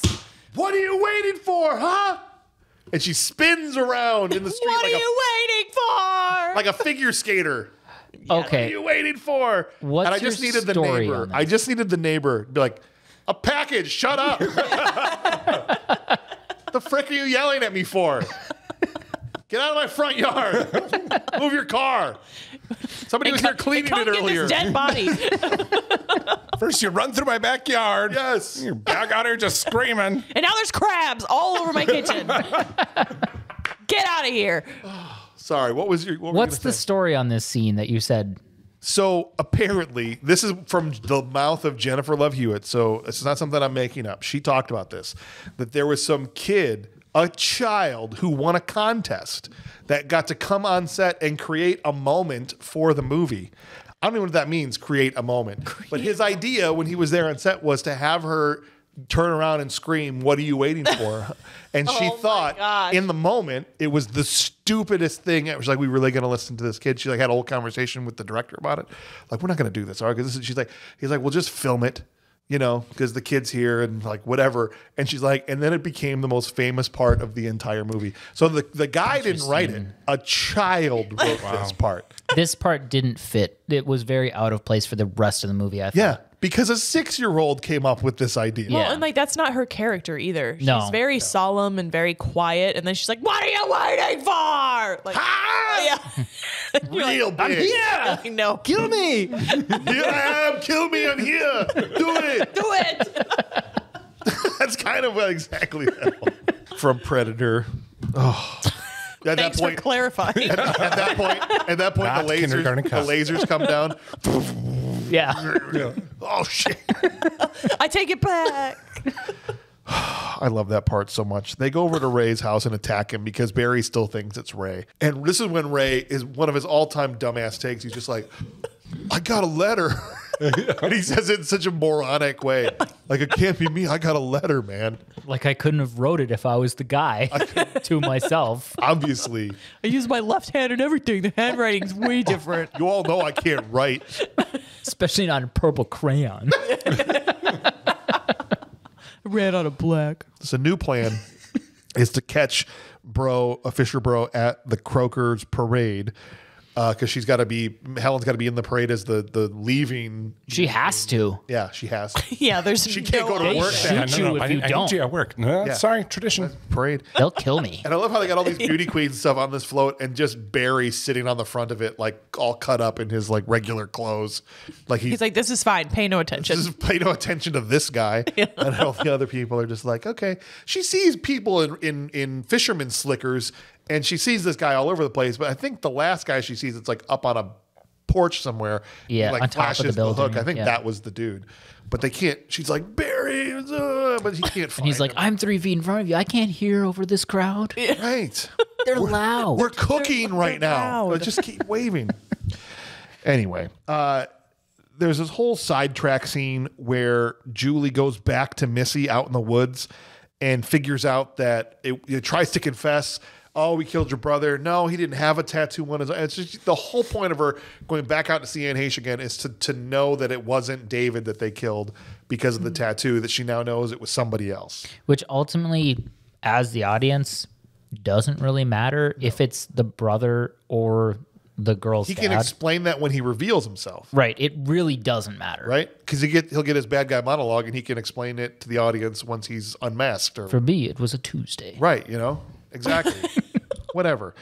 But now she comes back and uses the library internet again to figure out that it was Sarah's dad. Yes. This is, we find out it was the dad of the girl that got killed. Older fisherman, not David. That's what he typed into the search thing. Yes. Older fisherman, not David, tattoo of anchor on arm.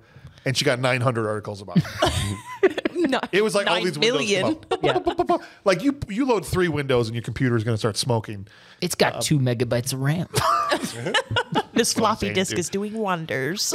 The pageant starts back up again, and she has to sit on the stage as the old, even though there wasn't an old queen on the last stage when they were doing the first one. at the Right. beginning, That's what I was saying. And like the stage is so small and she just Yeah. has to sit. She's basically like, Right, the person's like right there next to him singing, and I'm like, she probably wants that guy to come murder her right now. and that woman Person singing started also looks like she's in her 50s. Yes. Yeah. Like Good song though. Good song. I remember thinking it was a good song. I can't 10 out recall of what it 10. is. Yeah.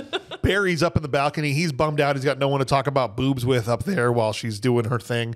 And the Fisher bro comes in and murders Barry, thank God, while Helen is the only one that sees it happen from the stage. She's screaming. And Barry does nothing. No. That guy grabs him, puts him Don't down, murder me. and he puts his thing up, and he's Yeah. going to. And Barry has all these moments. The kickboxer, right Yes. down at the gym, Yes. does nothing. No, why'd you do that whole establishing scene of him being a fighter? Yep. And he He does- literally lays on the ground like, please don't kill me. Yeah.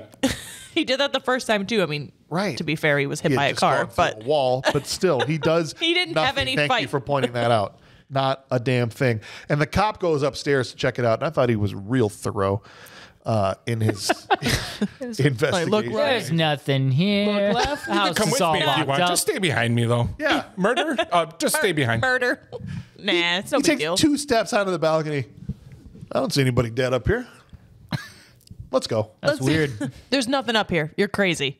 Okay. Right. He's I diagnose doesn't he you say- with crazy. Doesn't he say he's probably, Probably pranking pranking you? you. It was a prank, bro. Right. You know those Fisher boys. They always murdering people. They murdering people. Come on, I'll drive you home, the cop says. She gets in the back of the squad car and drives out there's a roadblock not placed by a police officer. Yeah, he's like, oh, He's like, oh, looks like someone blocked the road. Probably another prank. we'll go around instead of moving it. So he had a hook, huh? Was it the same hook that cut your hair? That's what I needed her to do in the backseat.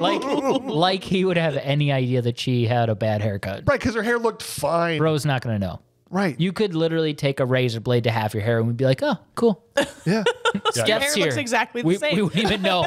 He was a bit of a roller coaster, though, because he was a jerk right there. And then he Yeah. goes, Yeah. okay, you know what? I'll tell you what. We'll see if this kid's okay still. And yeah. Right. Feel bad about the hair comment. Guess we need to take the alley. He pulls into an alley. There's a guy in a full fisherman slicker bent over an open hood of a truck. It's just like one of these things just doesn't belong. He's like, I better help this guy, this fisherman, Let me park down the road and I'll go help this guy. with his truck. in the middle of the night. Right. And she's like, it's him. Huh? And the cop turns around. Like, behind you. I'm like, stop screaming. He's trying to hear what you're saying. Behind you, right? It's just like this whole comedy of errors, and the cop just gets murdered right there, and she has to kick the window out in the cop car. For no reason, though. He could have just knocked the cop out and then gone and killed her. Yeah, he didn't have to kill her No. or kill He's the cop. just on a murdering spree now at this point. At the- He's just a bad guy. He's just a bad dude that should have been killed at the Well- beginning. Okay. She runs to Elise's store in the middle of town. Elise takes her sweet ass time getting a key to let her in. But And- go ahead. Locks from the inside with a key. Yeah. So you can lock someone inside. How do you lock it when you leave? The deadbolt's right there, and she's like, "Let me in." You just open it. There's locks. These I doors, think- we put these doors Yeah, on we backwards. put these doors up backwards. Her dad- Wait. Her dad's drinking at home because he installed the locks backwards and doesn't know how to figure it out. He's like, I'll mull it over a Jim Beam. Bro is getting closer and closer to her as she's like, it's that whole Mike Myers thing. We're trying to open the door and the guy's coming and He's talking, right and he's there. walking. He's about the middle of the road from the front door, which is not that far away. Elise does not see him, right? Because then when she gets in and looks, there's like nobody there. But he's right anyway. He's just got his raincoat up. She's like, you go lock the other door on the other side of the building and I'll call the police. And we're like, well, I know what's going to happen. Yeah. here. Let's split up, gang. Right. Yeah. He's already Always in a that smart door because she choice. goes to lock it and the dude's like, guess what? I'm already in the building. And she kind of undersells it. I mean, she just turns around like, oh, That sucks. and then gets wait. killed.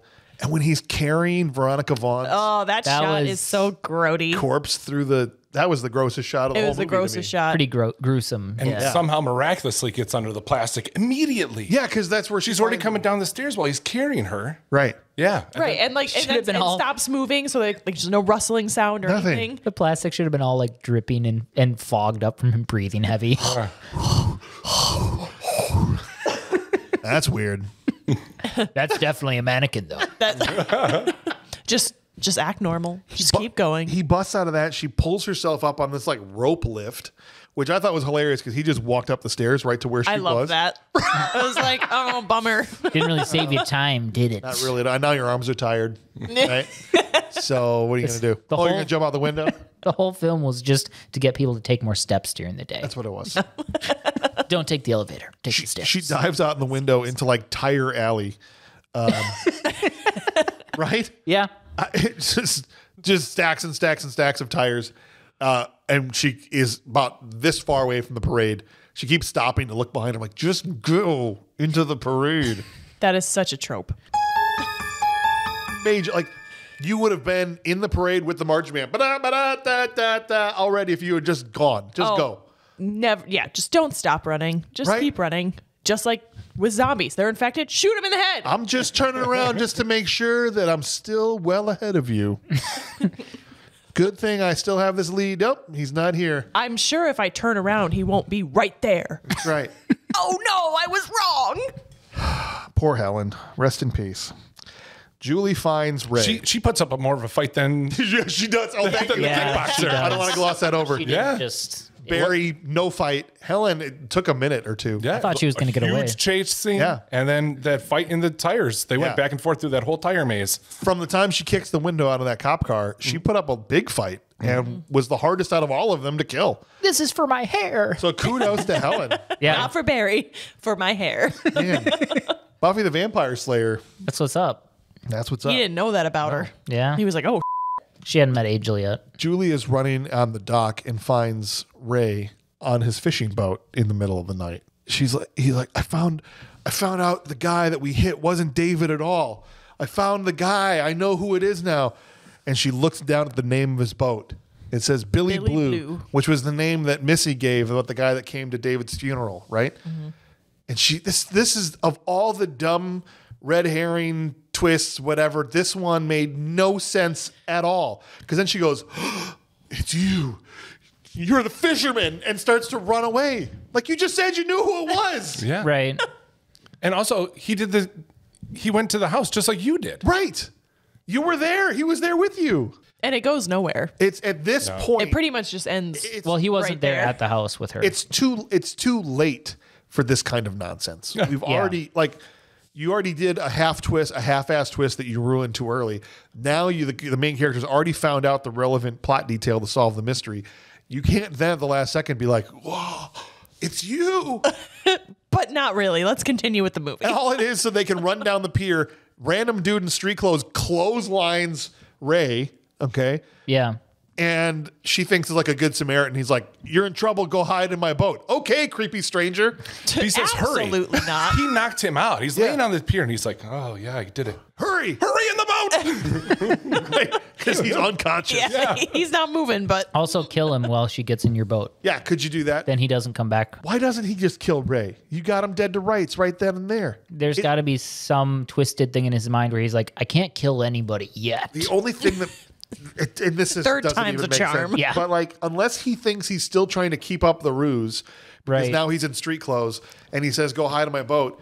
Because when he first comes onto the boat, he goes, "Are you in trouble, miss?" So he's got to still be trying to keep up the ruse. But there's photographs of her all throughout your boat. and Right. some of the pictures are like from that same day. Yeah. Yeah. Like the dress, like the green dress that Listen. she was wearing, and you're like, how did you? And they just Bro, took film 1 from the hour movie. photo. He's got a dark room in his Stanley Steamer van.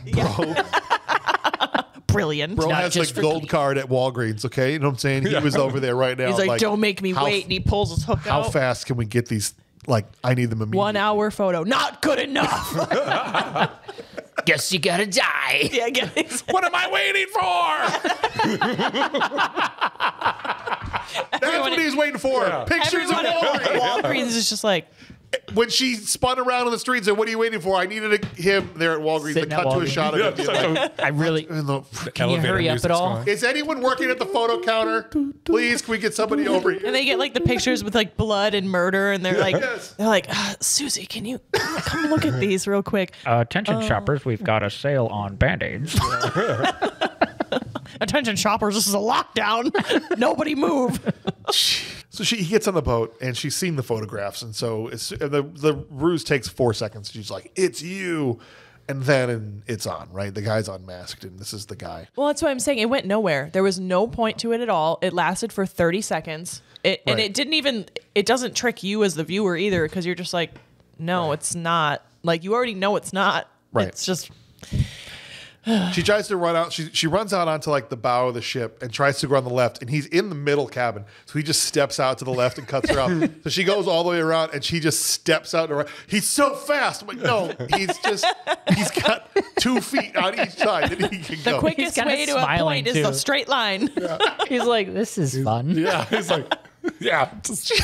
What is she doing? She grabs a flare gun, and that ends up in the ocean as soon as he hits the gas on the boat. She's like, oh. That was the most unbelievable thing in the whole. Right. Yeah. Yeah. She, backwards torque on that pitched boat. it off. And then she's looking back, and her arm's just like perfectly straight. She's like, oh, If only I had kept my hand closed. no. Bummer. Ray pulls up on a little boat. He cooked it right after them in like a rowboat or whatever, and jumps off of that thing. And like a tiny little motorboat. And Yeah. he's like catching up, though. It's got like 12 horsepower. Little. He's motor using on one the of those like personal fans. He's like, Ace Ventura, is it? Yeah. back. Thank you. He jumps on the boat while Julie locks herself downstairs. Like there's like the engine room, boiler room looking kind of place. Yeah. Yeah. A lot of time moving a big barrel in front of the store.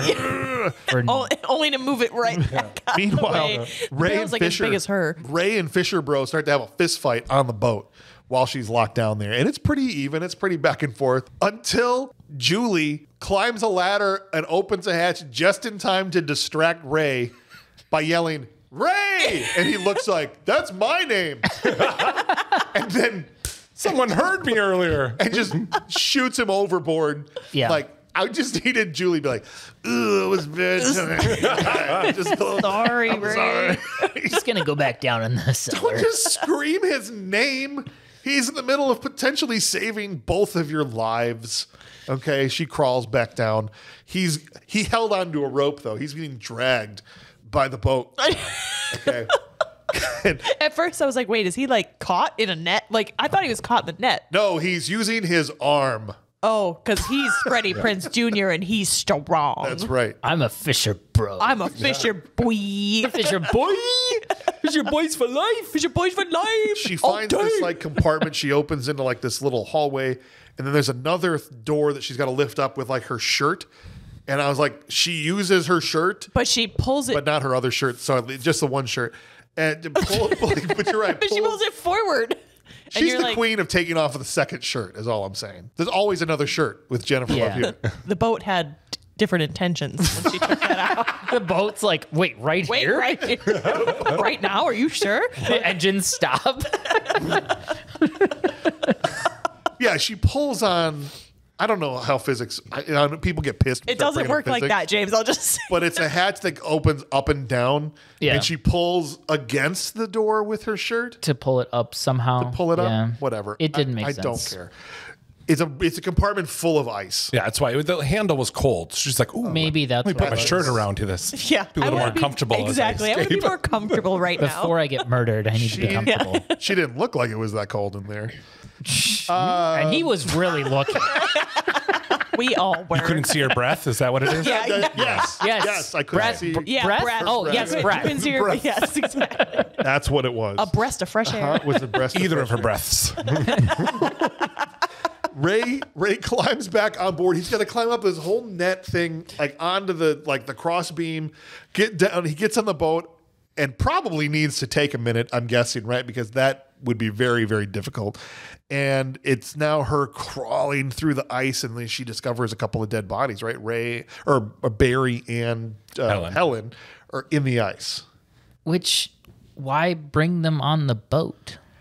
to dispose of them. Like, how did he get Barry off of the balcony? And like so quickly. Yeah. And like where did he go with it? And it doesn't make any sense. There's so many Were they in the holes back of this the movie. truck? No. Well, he was killing the cop, and why was the cop in there? No, he just left him in the alley. He's like, I don't care about him. Takes some bodies, Right, like- leaves others. I don't know. He discriminates. He only wants He's gone back up onto the deck of the boat, and Pretty boys. he's going to open a hatch because he knows how to get to where she is It's his boat. in the top.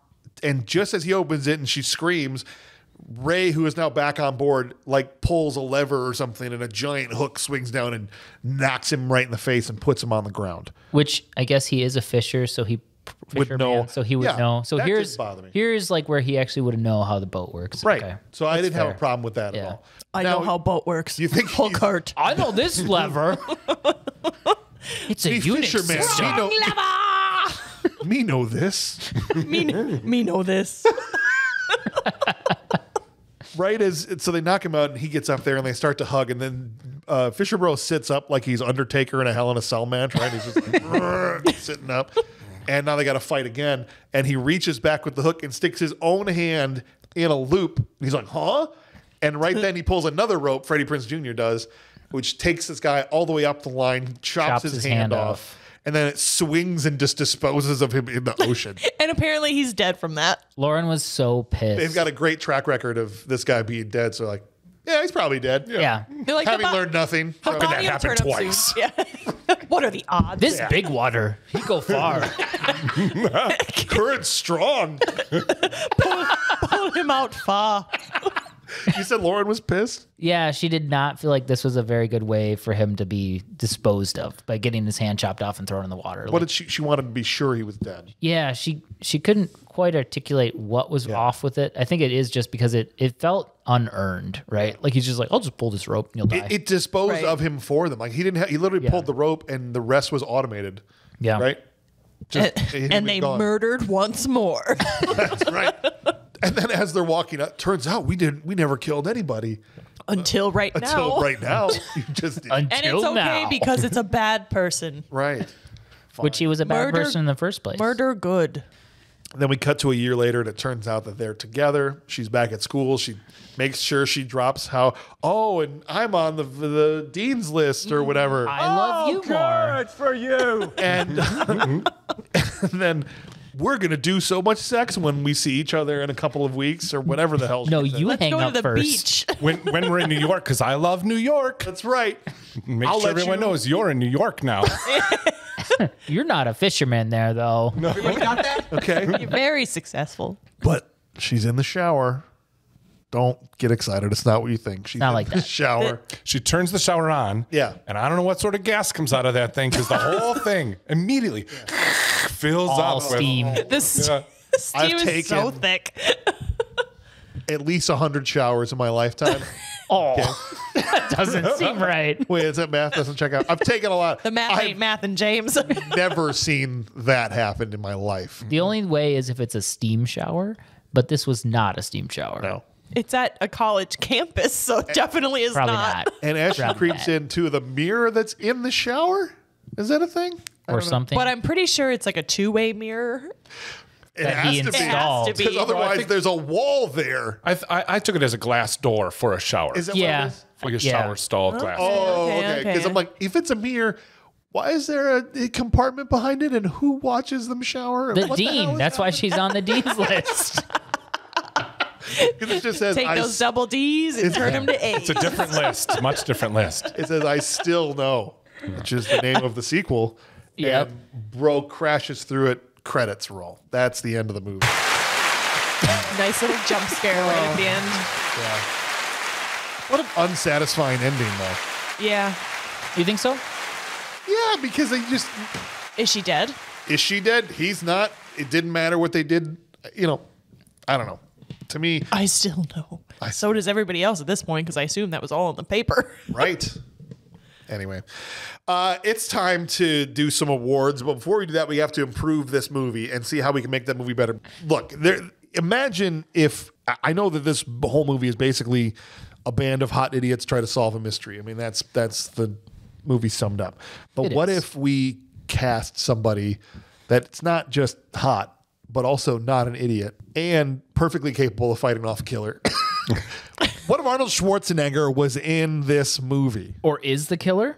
Or is that where you would put him? It would be kind of funny if you saw him in the big like trench Yeah. coat and it's never a who did it because he's so huge, but they try to play it off like It was Fisher Bro from the beginning. or Max and you're like, I don't think it's him. Or it's like when it's he's, obviously Max. when he's standing in the crowd in the parade and he's just towering over everybody. You're like, Ginormous. no, I don't think that's him. I don't think that's the killer. There's already times they try to like maybe it's his sister because she has a slicker, but it's like even now it's No. like no, that was obviously. But if they had hit Arnold with their car, and it definitely would have killed Barry as he rolled over the top. It would have been a better movie. It would have literally cut him in half. Would have definitely. Arnold would have just been standing there, car stopped. Cam Sully playing along with us says, let's have Arnold kick Freddie Prinze Jr. out of the movie and make the film less stale. So you just imagine him, listen, I'm a fisherman, okay? This is right here on my boat when I go out and they do it in the big water with his look on the fishies. And say, here, fishy, get into my boat. Now, do it. And they just jump in. We don't use hooks though. That's right.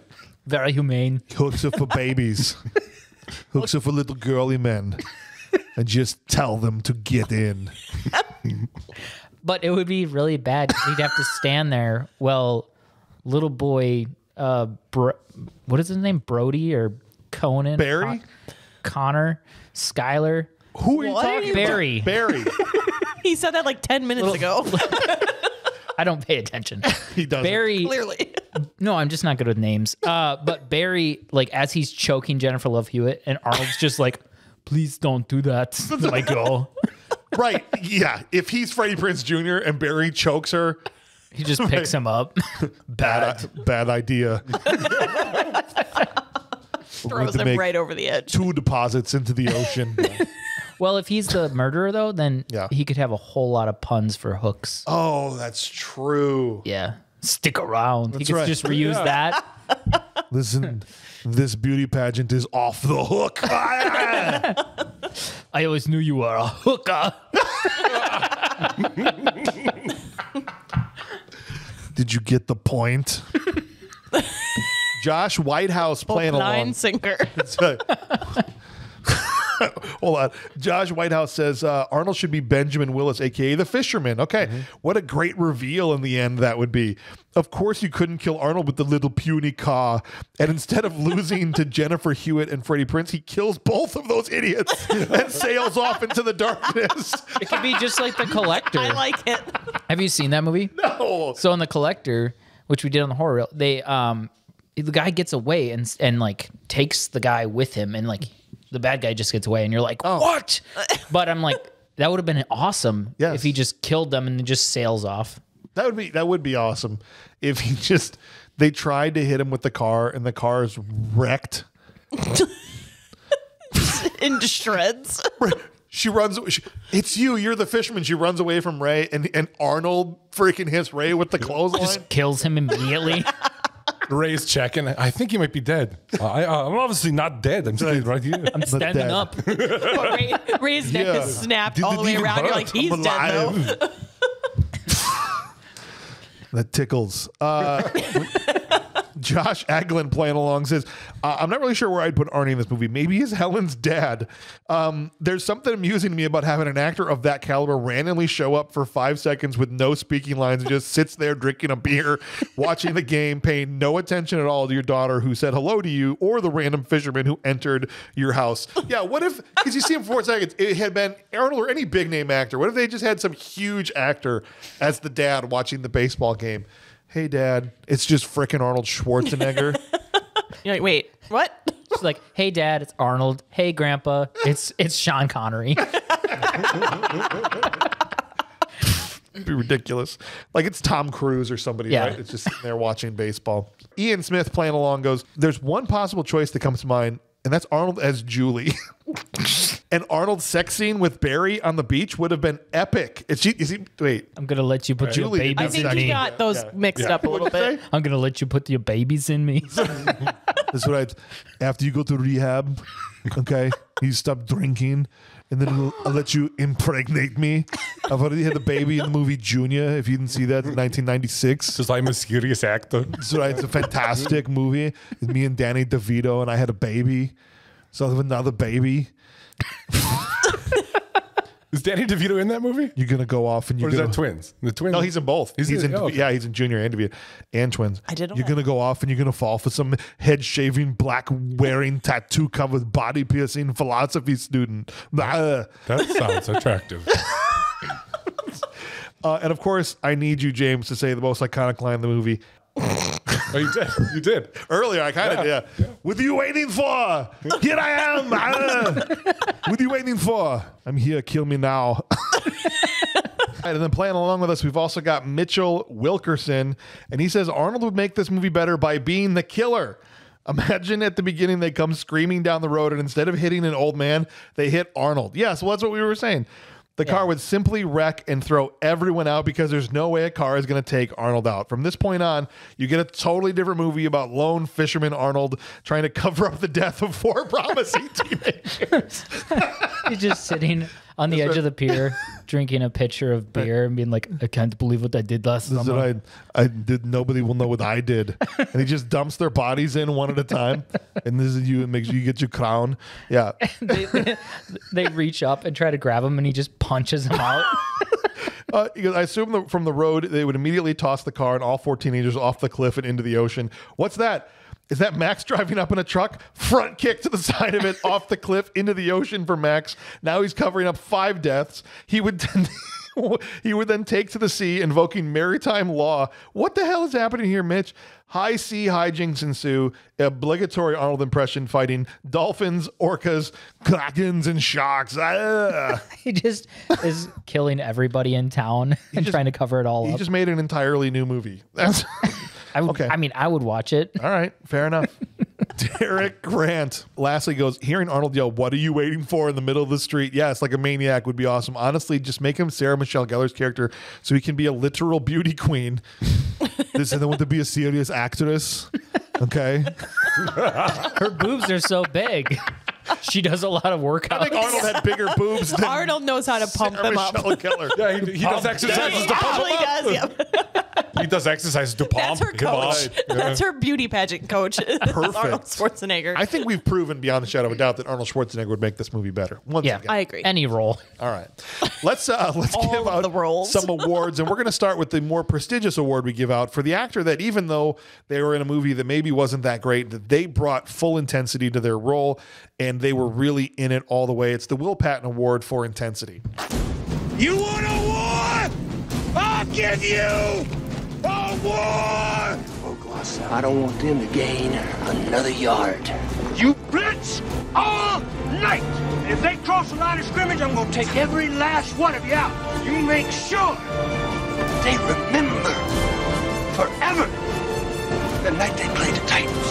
Yeah. What do you do with a gun in space? All right, Steph. Well, before we get to you, we're going to start here with Derek Grant. And Derek Grant says, Great. I think I'm going to plant my flag on Jennifer Love Hewitt. Although I don't think her acting was good, I felt she was intense in her scenes and seemed to really be disgusted by the decisions of her friends to dump a body. Plus, she's hot. Sue me. That's fair, Derek. Valid vote there. So that's one vote for Jennifer Love Hewitt, and Steph, we'll go over to you. Well, I am going to go with, as much as I didn't like him, Ryan Felipe. Really? Yes.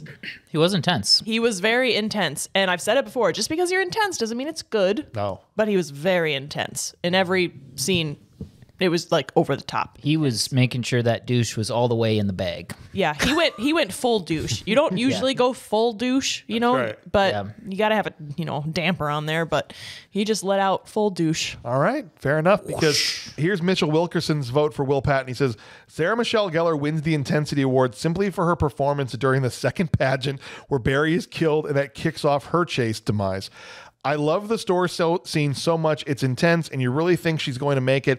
The movie was her jumping off point, and it's obvious to see why. She went from beauty queen to scream queen. This movie also led to her being in Cruel Intentions, and we all know about Cruel Intentions. That is a fair take. I mean, she does look pretty over it in the second pageant where she's like, Okay. is she done singing? I had a feeling Mitchell's got a thing for Sarah Michelle Gellar. We'll see, I guess. Ian Smith also went Ryan Felipe. Felipe? Felipe. Ryan Felipe. I don't, you look at me as if I really should know. No, It's Like, Felipe. I Just Felipe. I'll give him a call. Felipe? I'll give him. Ryan Felipe also voted for Ian Smith. You had me going. I was like, oh. He Googled it while he was in the bathroom. Real quick. Siri, As he's how on do you the- say Ryan Felipe Pay? I looked it up on the internet for the library's website. Pulled up every microfilm newspaper article. about That's why Ryan we were Felipe. sitting here for an hour waiting for that's you in the right. bathroom. Yep. When he did the audio play, it was like, Ryan Felipe. That's not right. I don't think that's right. Sorry, I have it in French. So we got a second vote here from Ian, who says Ryan only took about 5 minutes to make up my mind on this one. From the get-go, he was so intense that every word out of Barry's mouth was practically a scream. He choked Jennifer Love Hewitt. He intensely bullied the guy from the Big Bang Theory.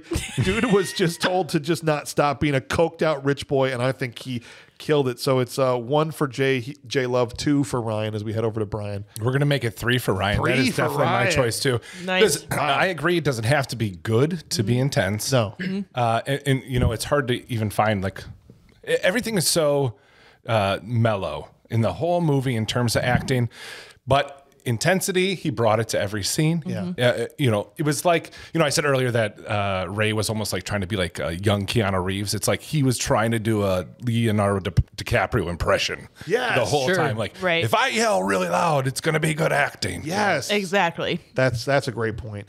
Josh Eglin says, got to go with Barry on this one. That's 4 votes. Ryan really sold being the rich douchebag who was dialed up to 11 with a serious entitlement problem.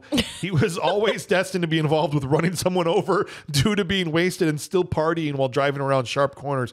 If it wasn't this summer, it would have been the next summer for Barry. I know what you'll do next summer. Exactly. I got a note. Josh was, it was only a matter of time for Barry, is what Josh is saying. That's fair. Just happened to do it with 3 friends in the car. Ryan? I'm going with Barry as well. Wow. 5. At this point, it's a 4. Jennifer Love Hewitt was my initial choice, but then I was thinking through it today, and I was like, I'm going to go with Ryan because he was much more of just... Yeah.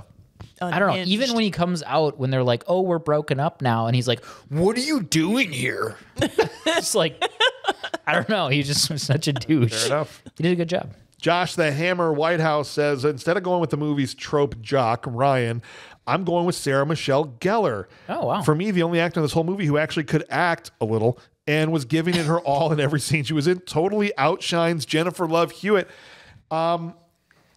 I have to sort of disagree with you there. Yeah. Cool opinion. I'm going to have You're to go wrong, ahead but... and sort of disagree with you there. She's been real flaky lately. And she was in this movie for sure. I'm going to have to go ahead and go with Jennifer Love Hewitt as my vote. Is that who you're going with? Yes. I had her written down right here.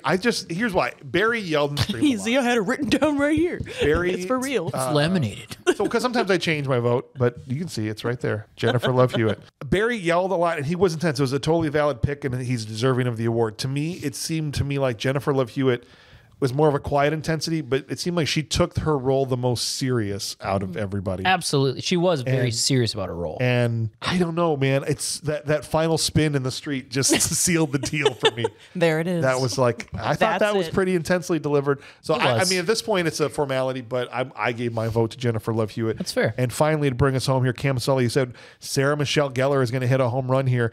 Ryan was also really dialed up in his traumatized character, but Sarah got extra points for showing how she could go beyond just the Buffy role and be an everyday heroine. So 2 votes for Jennifer, 2 votes for Sarah Michelle Gellar, but ultimately Ryan Falapapa is going to win the Will Patton Award. Congrats, Ryan. Nice job, man. All right. The next award we give out is our very coveted trash can full of dirt that's named after Mr. Steven Seagal. It's for the actor who did the worst job in the movie, the person who had the range of a trash can full of dirt. Trash can, oh trash can, it's a trash can full of dirt, yeah. Love never dies, and neither do they. Love is eternal, and that's a long time. That's right, Steven. Thank you for your wisdom every week. It gets me every time. Turn to Seagull, verse 1. Love is eternal. That's a long The time. ultimate trash can. Cam Sully goes, Freddie Prinze Jr. ruins everything he touches with his disinterested close-ups and monotone voice. That's vote number 1 for Freddie Prinze Jr. Vote number 2 coming in hot. Freddie Prinze, you suck. In this, at least.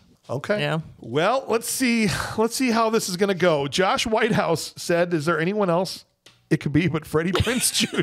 No. My God, the awful facial expressions, the dumb look 24/7 when he wasn't holding Jennifer Love Hewitt, the awful way he delivered every line, the way the movie kind of sets it up that, oh, maybe it's him all along. Give me a break. He sucks. My God, why didn't he die? He's offended. All right, Josh. He's like offended by that. Dang. That's 3. Yeah, keep it going. Come on, it's going to go all the way around. Yeah. It's going to be unanimous here. But Let's be real. even if he's playing a laid-back character, you know, like Jennifer Love Hewitt has that moment where she breaks, and you might think it's crazy and ridiculous, but even someone who is introverted and quiet and level-headed and cool.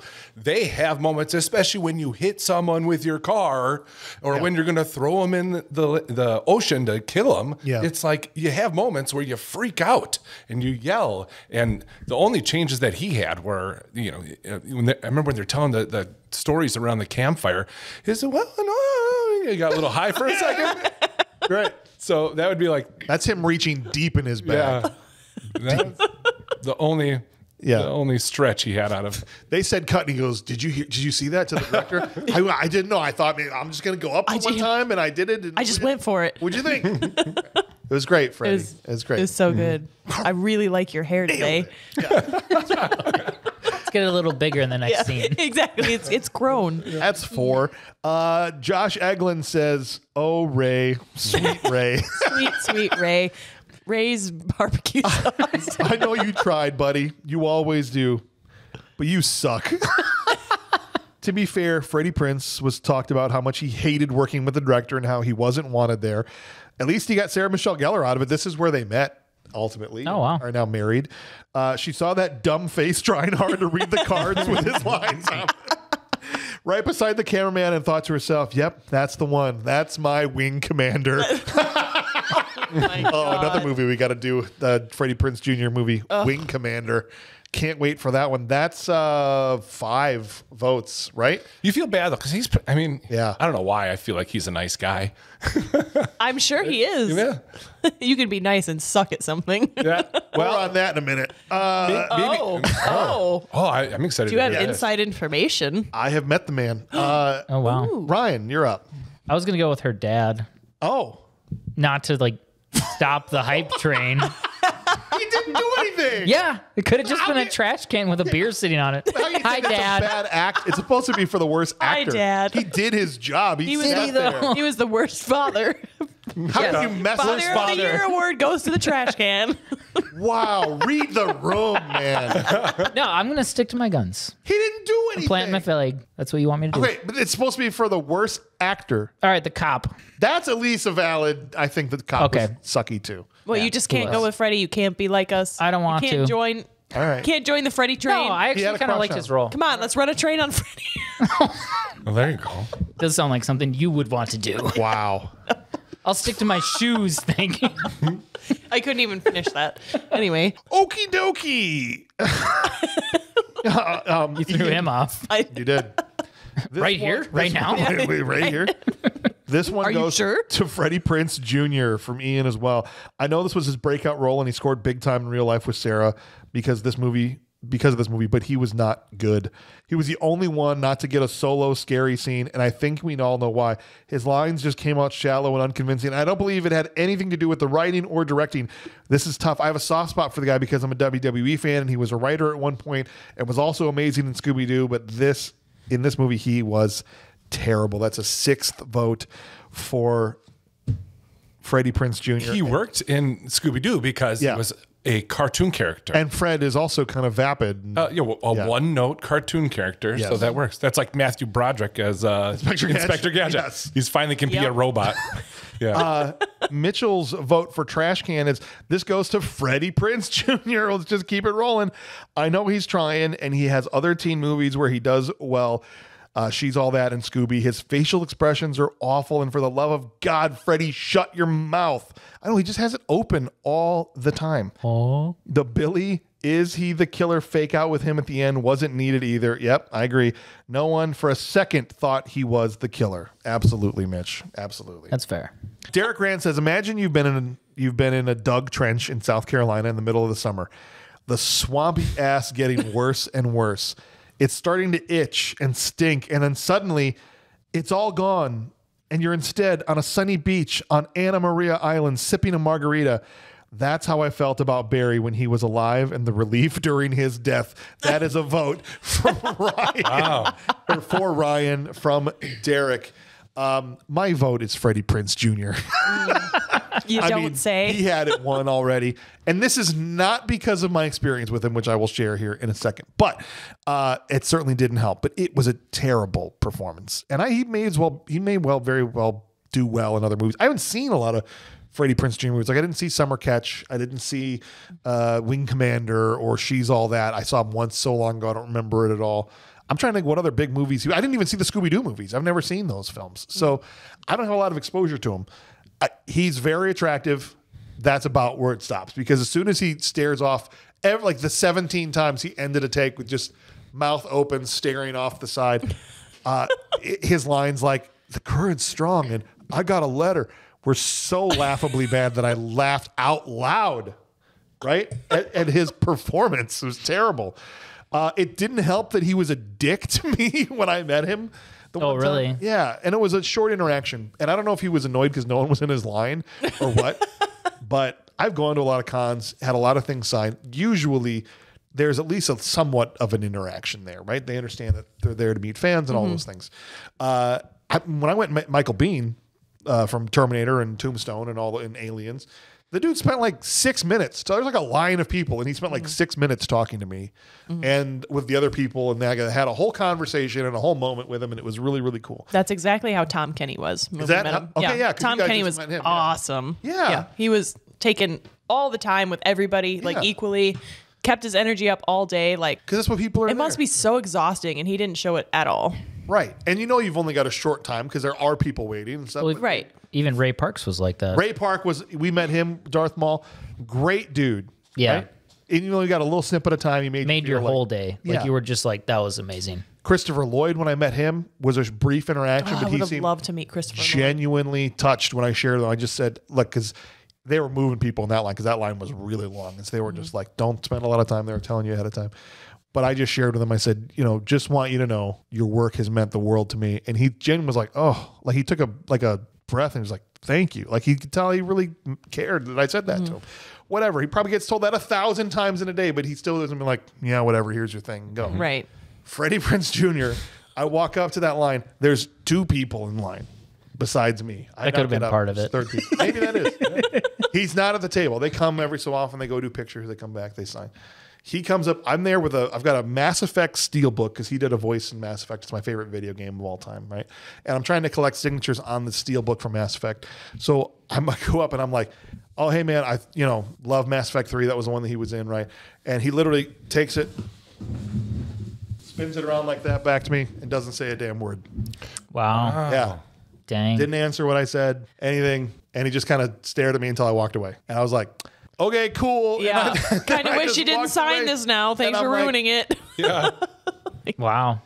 How hard is it to just say, thanks, man?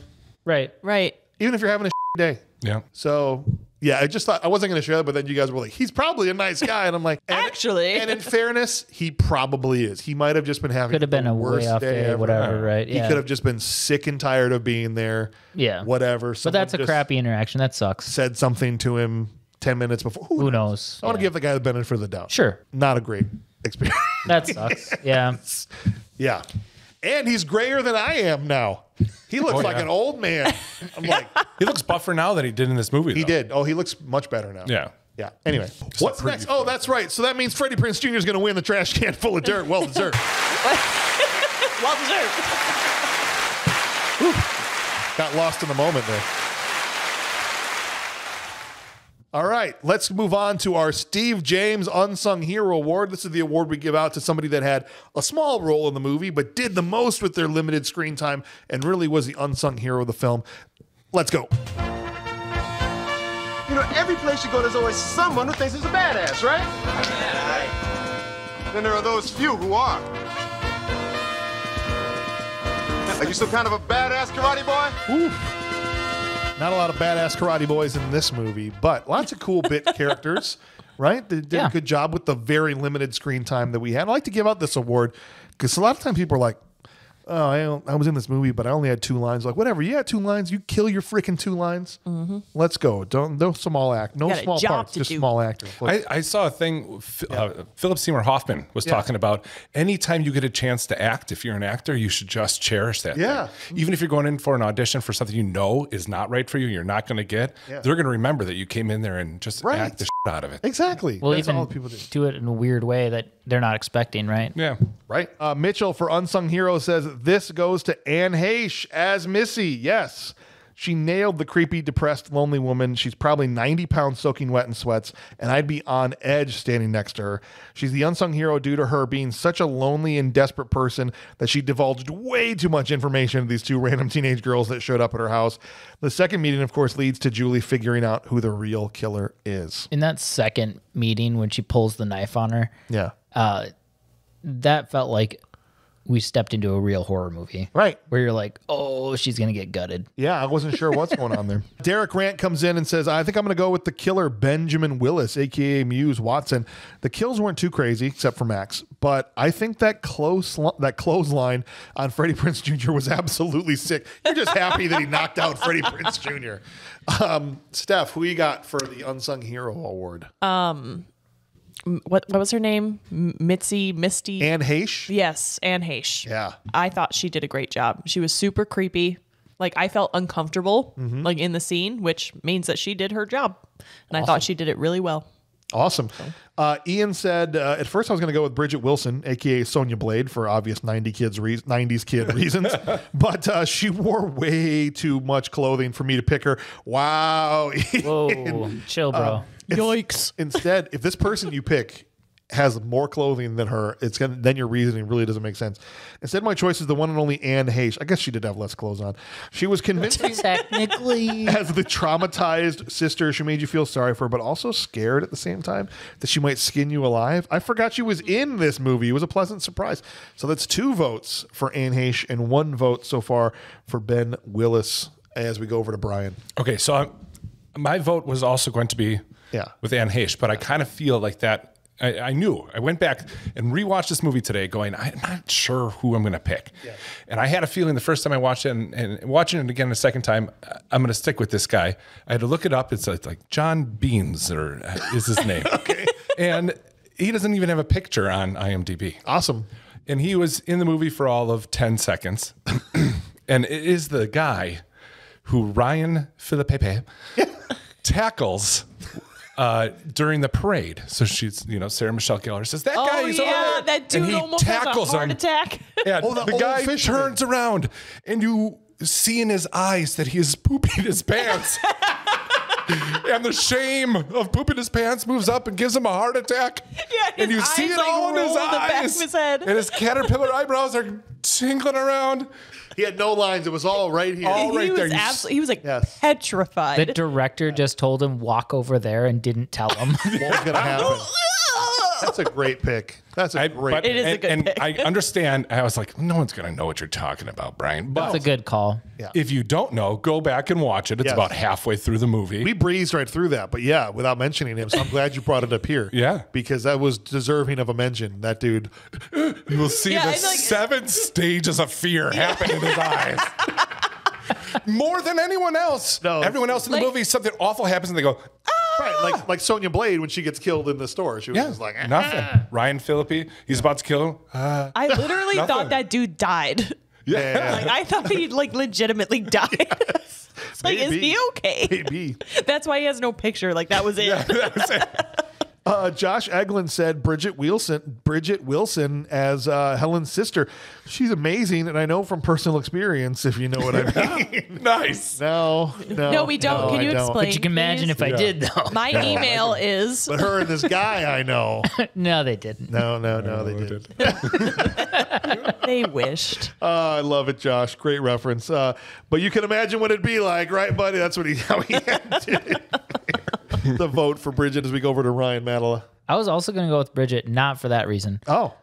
Just because I liked the fact that she was playing the bitch sister, and just, I don't know, I felt like it was funny. Like, it was kind of funny that she was playing that way, and it just it was kind of one-sided, but it was, I don't know. I enjoyed the part that she played. So. Awesome. Because Josh Whitehouse also went Brigitte Wilson Sampras. She ends up marrying Pete Sampras, the tennis player. Loved her as Sonya Blade in Mortal Kombat, and here she's the annoying older sister to perfection. perfection. Just a total prick to her sister because she can't stand all the attention she's been getting. Wish she had more screen time, but she was good for what she was given. That's a third vote for Brigitte Wilson. I keep wanting to say Brigitte Nielsen because the other 6-foot Danish actress that we've talked about on the show before. That's a third vote, but I'm going to tie it up here because I actually was going to go Anne Heche. I mean, I think I spoiled my vote very early on when I was like, she came in and classed the whole joint up with her good acting. Her good acting. I wonder who he's voting for. She crushed. She absolutely. 4 plus 4. She ate it up the whole time. Okay. And then Yikes. That's going on there. Don't you dare. She ate it up. It's done. That's what I'm saying. Too What's late. up with that? She ate. Okay. 4 minus 2. Too late. Cam Sully went with Muse Watson, who later went on. This is the killer, so second vote for him. Later went on to play scene-stealing roles in Austin Powers 2, NCIS, and Prison Break. Is dominating each scene as the coat-heavy villain and goes beyond the role with his demented posture and animated hook attacks. So who was he in Austin Powers 2? I don't know. See, that's what I was going to ask. I have to go look up who he was in Austin Powers 2. Probably was a small part. Maybe he was one of the henchmen, one of the guards.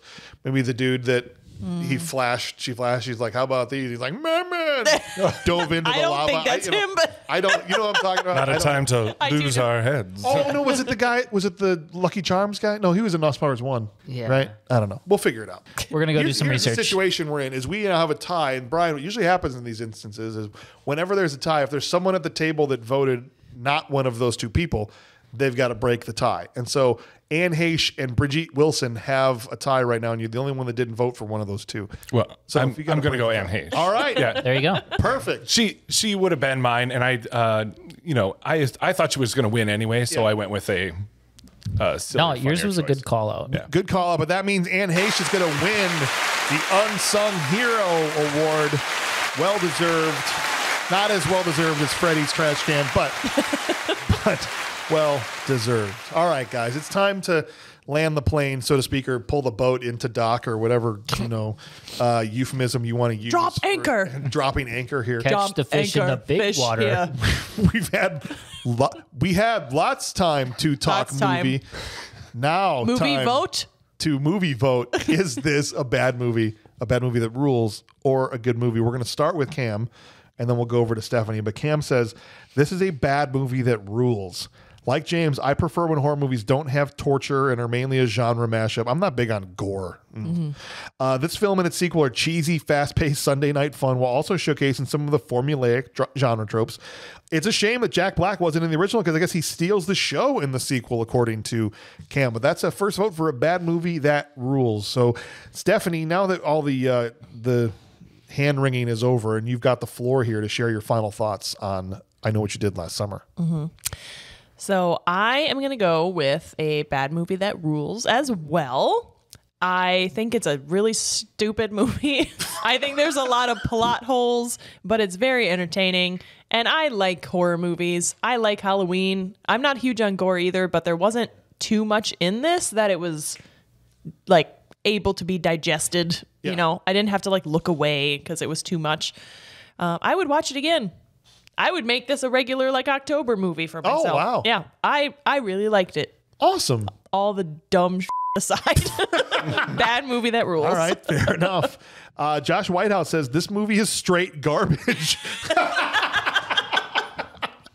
Fun fact I found out, Sabrina the Teenage Witch, Melissa Joan Hart turned down Jennifer Love Hewitt's role because she thought it was a straight up ripoff of Scream.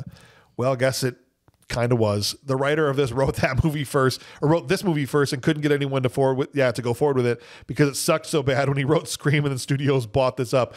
Big mistake. Bad movie, full stop. Ooh, subjectively and objectively, he says, it's bad. So, Brian, you have the floor to share your final thoughts here. Yeah, I'm with Stephanie. I'm going to say bad movie that rules. Okay. I don't like gore either. You know, heard about like Terrifier, all this stuff where you can see intestines and blood and all like that. Saw. Like Yeah. I used to watch those, but I can't anymore. Yep. I'm not about that, but this sort of genre of scary movie, I'd love it. And I remember going to the theater and watching that, and that feeling you get when you're in a crowd of people watching this type of movie is so fun. And that's one of the reasons you love going to the movies, is that sense of community when you're watching it. I had a great time watching it when I was in the theater. I do remember you said you'd watch it again. I watched it last Halloween. Yep. Yeah. And I don't always sit down and watch movies that I've seen before. I'll have them on in the background, especially when I'm drawing or whatever, because I can listen to them and kind of know what's going on. But I watched this one and the still. I didn't know there was a third until I was just looking it up now. Oh, there is? Yeah. I didn't know that either. I'll always know what you did last summer. Is that what it's called? I'm pretty. It's on IMDb. Yeah. So What would the fourth one be called then? Finite. I'll never forget what you did last summer. I'll never, ever forget what you did It's that the summer. prequel that we already talked about. I know what you're going to do next summer. I know what you're going to do next summer. And then the fifth one, When they're is that all where we're at? when they're elderly. We're going to space because of what you did with last summer. That's part 10. Oh, yeah. That's when they go to space. Yes. Well, the one where they're elderly. I know what you is, did last summer, X. I forgot what you did last summer is the one when they're all old. Yes. Yeah. You know what? It's funny about the second one, though. I was talking to my buddy Dave about this. And it's funny that two of them are in a Scooby-Doo movie later, right? Yeah. Two of the main cast are in a Scooby-Doo movie later. You know, it would have been great if the dog just popped up in the middle of the movie. But they're in this movie. And then I was thinking about that more. And the second Scooby-Doo movie, you haven't seen it, maybe you guys have, takes place on a deserted island. Shut up. And so does the second. So does the second. Yeah. I still know. Really? Yeah. Yeah. Well, Yeah. and Ryan Felipe and Sarah Michelle Gellar are in Cruel Intentions together too. I don't know which one came That's a out. weird movie. It is. It's a very weird movie. I skipped that one too. I haven't seen Good job. or Poison Ivy. Kind of. Well, okay, so have you seen Not Another Teen Movie yet? No. You still haven't I watched still it. haven't. I swear to God. Ridiculous. They make fun of that in there. I'm sorry. All right. Gross. That's so gross. So ultimately, bad movie. It's that so rules. much worse, too. It's so much worse because they're blood related. Just take that for what it is. Old man Eglin says, look, final rating. I love Scream and all the ripoffs that followed. I just grew up at the perfect time for them. I hope the podcast does more like this. This is a good movie, full stop. Okay. From Josh Eglin. Respect to you, brother. Like what you like, man. I'm going Ryan? with Josh. Yeah. I say good movie, full stop. I loved it. Lauren loved it. It was such a fun ride. I mean, you pointed a lot of silly stuff out for it, but I had a great time watching this I don't movie. care. I still like So it. you think it's objectively good? I think it passes the bar Yeah. for me. I just think Yeah. that. I think, And I don't know. Go ahead. no, you have the spotlight. I'm sorry. I thought you were. No. no. Go ahead, yeah. But I just think the acting in it takes it down a notch. I do think that. Yes, it's a great movie. I was stuck in the story. I liked the twists. I love how they're like, maybe that person's involved. Maybe that person's involved. Sure. And the way there's plenty of situations where like, what would I do in that situation? Right. You know, and we talked about like drive away. You know, but You just as get a out of movie, there. awesome, right? But it's just like the execution of it I got you. was maybe. Yeah. For me, it was not distracting at all. It didn't pull me out of it. And so that's where for me it wasn't bad enough. I've seen some really bad acting though, I guess. But for me it wasn't bad enough to where I was like, this is trash or something. I feel like this show has desensitized us a little bit. Like It's ruined our. like, oh yeah, this movie's so good. It's ruined our ability, I think. Yeah, we can't make judgment calls anymore. We definitely have to grade on a curve because it's all relative to what we've seen before. And if we just watched something like, Samurai Cop? Revenge of the Ninja. Right. Oh, and yeah. like, Right? I don't have time to watch movies. Anything so from literally Canon? the only movies that I watch are these terrible movies that I part of come the- on this show for. Part of the thing of watching these movies for this show is to overanalyze in a way. Yes. Yes. Because I did watch the first time and just sort of enjoyed myself. And then that's why I went, well, I didn't really pay attention to who should be this and who should be that in terms of our rankings. So I was like, you know what, I'm going to put it on again. And I did when I was drawing today. And that's when I was like, oh, geez, some of this is kind of... I only watched it the one time, so maybe things now. No, there's some people that especially the people that just see our clips out of context that don't understand what we do, that get very, very frustrated. Like, oh, they must be fun to watch movies with. I'm like, look, I don't watch movies this way when I'm just watching movies. I Right. just enjoy them. Like you have to watch it through like a specific lens for BMR. for BMR. Yes. And that's why I like that sometimes there's movies I have seen before we do them, because I'm not watching them in that lens initially. Like, I've seen this movie one time prior. Yeah. And like, I didn't remember a lot about it, but I had seen it at least. And so it was nice to be able to watch it with that lens on, but not for the very first time. But there's a lot of movies that we do in here that I have never seen before I come on here with you guys. Right. So I'm automatically like, put the BMR goggles on, like, okay, like, let's tear it apart. Yeah, and if you can, I try to watch it twice for that. Very reason. I try to watch it twice. I know it's hard not to. I don't take a single note through one of my watch throughs. I just watch the movie, and then I go through and I take copious notes because I've got to build out an outline. But it's hard to turn that off. Yeah. When you've got to do the show. It is. And I find myself doing it when I'm just occasionally. I try very hard not to when I'm just watching a movie and I go, come, and I go, wait, don't do that. Don't do it. Don't do that. It is very fun to turn on though when you need to. You're like, hey, by the way, this movie sucks. Yeah. Ian Smith said, I watched this movie as a kid, and ever since it's been a favorite horror thriller of mine. Don't get me wrong, I know there's flaws. Like, how the hell did the fisherman get rid of all those crabs and frozen body and be able to clean the hell out of that trunk so it looks spotless? Yeah, I can't even get my trunk to look like that. And if you gave me 3 hours in an industrial vacuum. It seems like magic. To be fair, you clean slow. Despite that outlier, this movie is full of such great moments, like when Sarah Michelle Gellar is running for her life and gets hooked to death right outside the 4th of July parade, or when they showed J. Love the year after the incident. She appeared so disheveled and guilt-stricken that it completely flipped her life. It was very believable. Call it nostalgia if you'd like, but I personally think it's a damn good slasher take that keeps you committed to the movie the whole time. The score, along with the soundtrack, is almost unsettling and keeps you on the edge of your seat. Straight up good movie. That's another good. So that's 3 good movies, a handful of BMRs, and 1 bad movie, full stop, right? Mm-hmm. All right. And Mitch's final rating says, this is a straight up good movie. It never tried to be anything other than a slasher film, and it succeeds well at that. It doesn't add much to the horror genre, but it definitely doesn't take anything away either. The second beauty pageant and the entire scene with the killer coming after Sarah Michelle Gellar and Bridget Nielsen in the store, leading to Gellar's demise, is just some straight-up classic horror. She almost made it. This movie's greatest contribution to society, though, is how much material it gave to Scary Movie, the parody of which the beauty pageant scene with everybody yelling, yeah, that's my girlfriend, too. I need to see this movie, I think. You've never seen Scary Movie? I haven't seen it in so long. I don't remember all the bits. Oh, okay. So I got to go back to it. I don't remember that bit in it, but I guess I have to rewatch it then. I like this, but hey, straight up good movie. All right. Good call. Good call. Derek Grant said, I was originally going to give this a bad movie. The acting's bad and not enough people die. Coolest kill is Max. And that's early in the movie, but I watched it with my wife and she was loving it and it was a little toxic. I'm not like crazy like her, so I'm not giving it a good movie, but I'll say a bad movie that rules. Well, I hope she doesn't listen to this, Derek. I'd absolutely watch this again with my wife. It was a fun time, honestly. Flag planted, bad movie that rules. I went back and forth. I think Brian's if you guys see here on my sheet, I've got good movie. I thought to myself, it passed muster as a film. Trying to look at it objectively, it's shot well. The script is fine. It's not the best script, but gosh, it's not even close to the worst script we've covered. It's engaging. It's more suspenseful. It's certainly more scary than 13 Ghosts as far as like their actual jump scares and things and moments like that. That I'm like, all right, I think it's objectively a well-made movie. And I enjoyed myself. So that's objectively good. But then Brian said something that I think it's undeniable. If it weren't for some horrible performances... I think I have to knock it down to BMR. I still enjoyed the crap out of the movie. I'm going to go bad movie that rules because I need to give that its due weight. And the acting, I think, sinks the ship here from it being objectively good, if that makes sense. Yep. It's real bad. Like the acting specifically. What's funny is that real bad. And it's mainly just one person, though.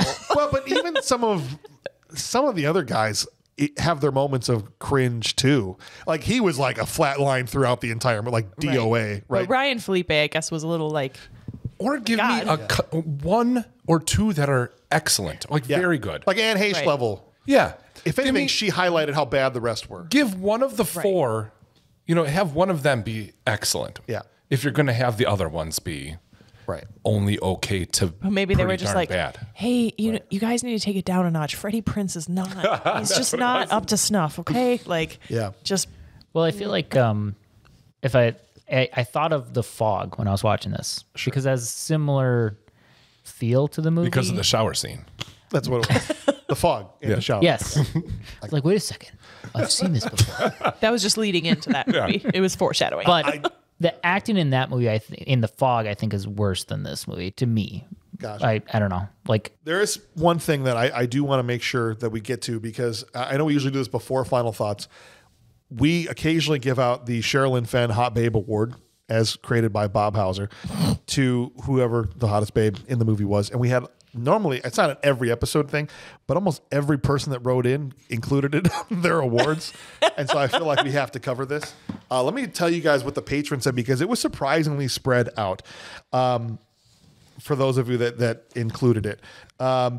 Josh Whitehouse said, all day and all night, 24/7, Sarah Michelle Gellar. wow. Every episode of Buffy the Vampire Slayer and Angel, because of her, 100 times hotter than any woman in this movie. Whoa. 100 times. No. It's a hot take. Hot take. Yeah. Ian Smith. Josh Whitehouse also went Sarah Michelle Gellar as his hot babe of the movie. Sure about that.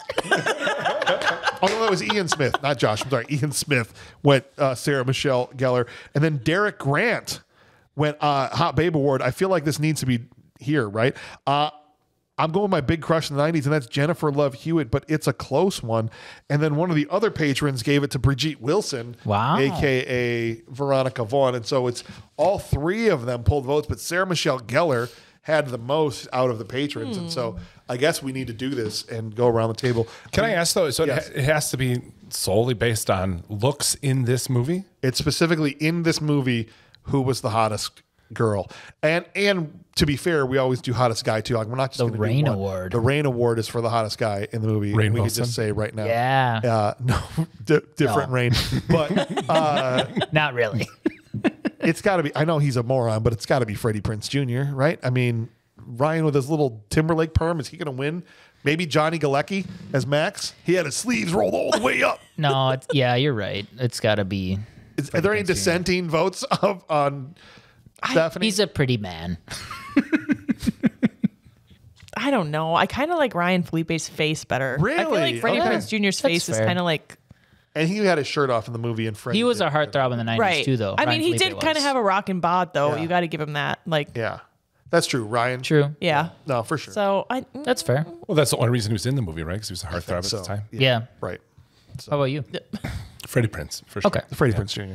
Yeah. Yeah. Okay. It's one of those things where, especially when I was younger, I thought he was He's like, a pretty man. Oh, yeah. I was like, yeah, He is a I'd love handsome to look like dude. him. I think he's cool. This and that. And you Yes. go back and watch him, like, what were you thinking, man?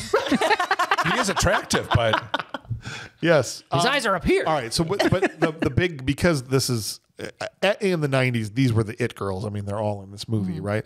Veronica Vaughn, Brigitte Wilson, Sarah Michelle Gellar, Jennifer Love Hewitt. Where do you land on the Sherilyn Fenn Hot Babe Award, Stephanie? probably Jennifer Love Hewitt.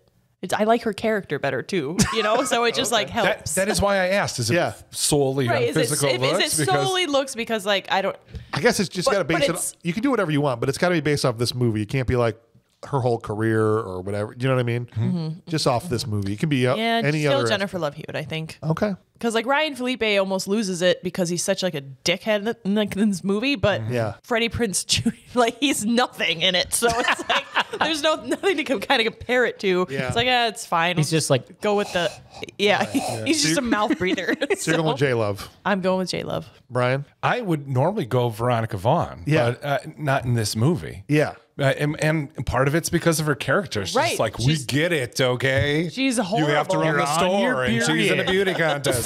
You're upset. Just take out your ponytail and take off your glasses, then you'll be beautiful.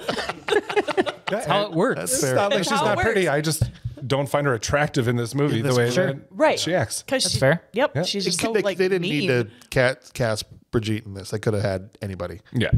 Right. Doesn't even need to be an attractive She character was. for that. Yeah, that's what I'm saying. She was wasted in this Well, movie. I'll take Jennifer Love Hewitt then, because in this movie, they gave her more opportunities to be attractive. Okay.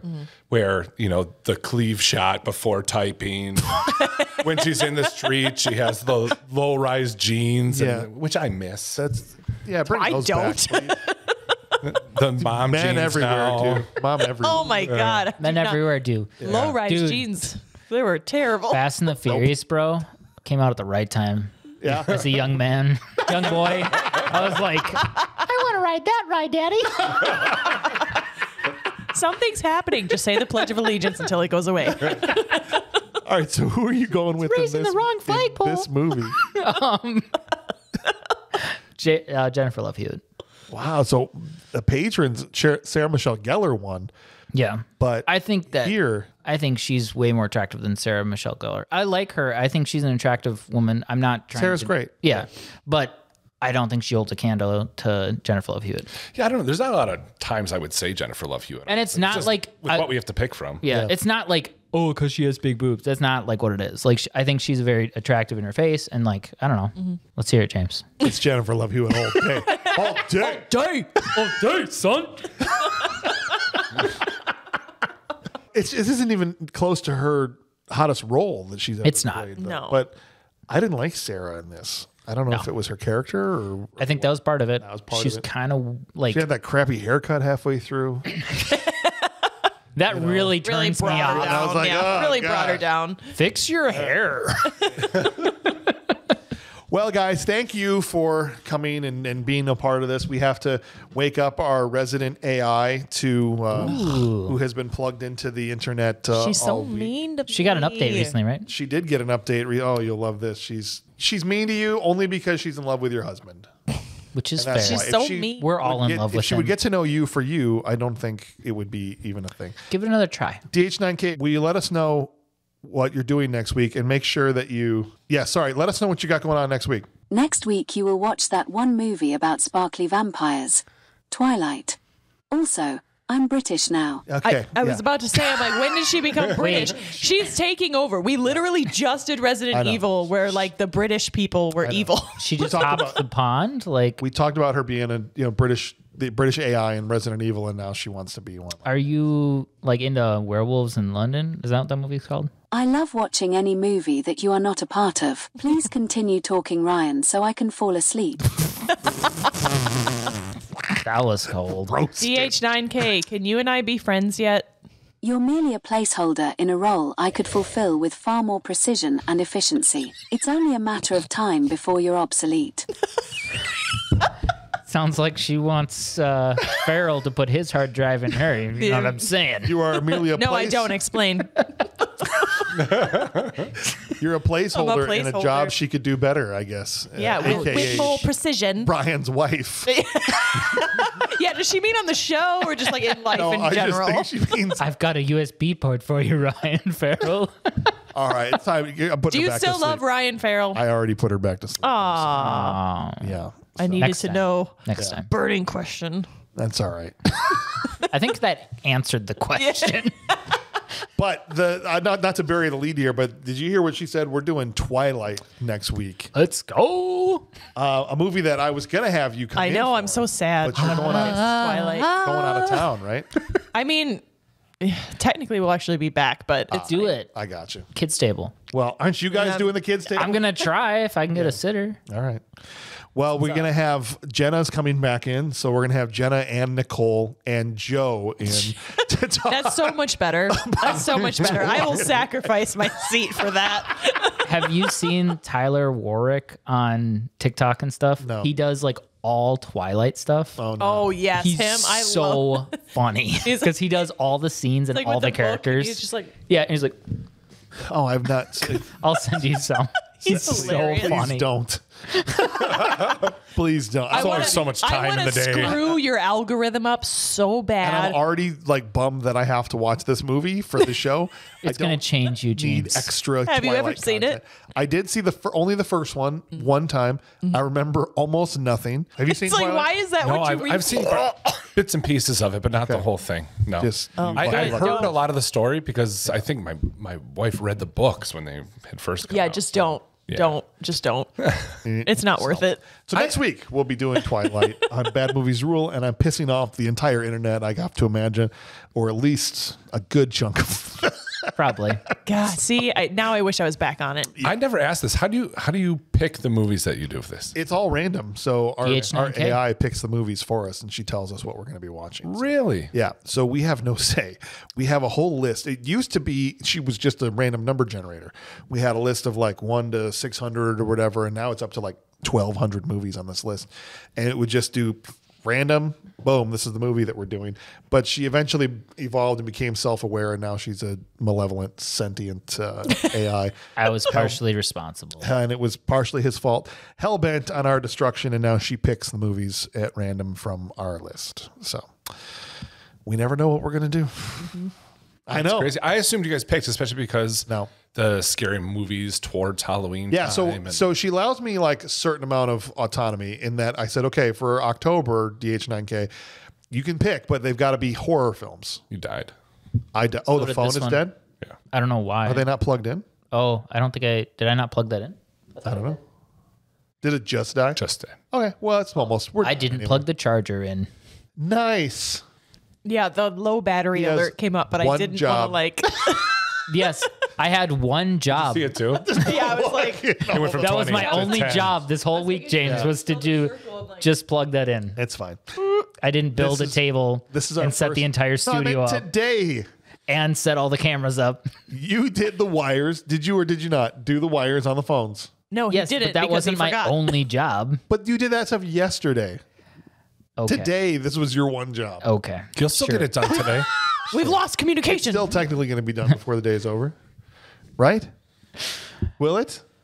Maybe. We'll see. It's kind of hard to plug that cable in. Anyway, thank you guys for coming. On behalf of Stephanie Farrell, Brian, I can never remember your last name. It's Pistafka. Pistafka. That's tough. Obviously. You can just say like with a P. Like he's angry. It's like there's BZ, biz, and then DAW. So the W sounds like a V. That sounds like an F. Bedaska. Daf, and then KA. Ka. Bedafka. Is this it? That's it. You idiot. You idiot. Me have big plug going wall. You're like the Freddie Prinze Jr. of technical guys. I was really stressed about getting this all set up, and I'm sorry I failed I'm just kidding around, man. I'm not actually upset about it. It's fine. Okay. No, it's all good. On behalf of Brian and Stephanie Farrell and Ryan Madela, I'm your host, James Hauser. Thank you for listening. When you got new cameras that you need to work in, you trust somebody to plug them in. Freddie Prinze Jr. It's hooking time. Like in the streets, or I'm gonna hook you in the mouth. Hook, line, and sinker. He's the hookist. You've got a purty mouth. I knew you were a hooker. That's all he's got. He left it open the entire time. Hooks backwards. The backhanded hook? It's a backhand, yeah. He's a back hooker? I don't know. Great way to end. Okay.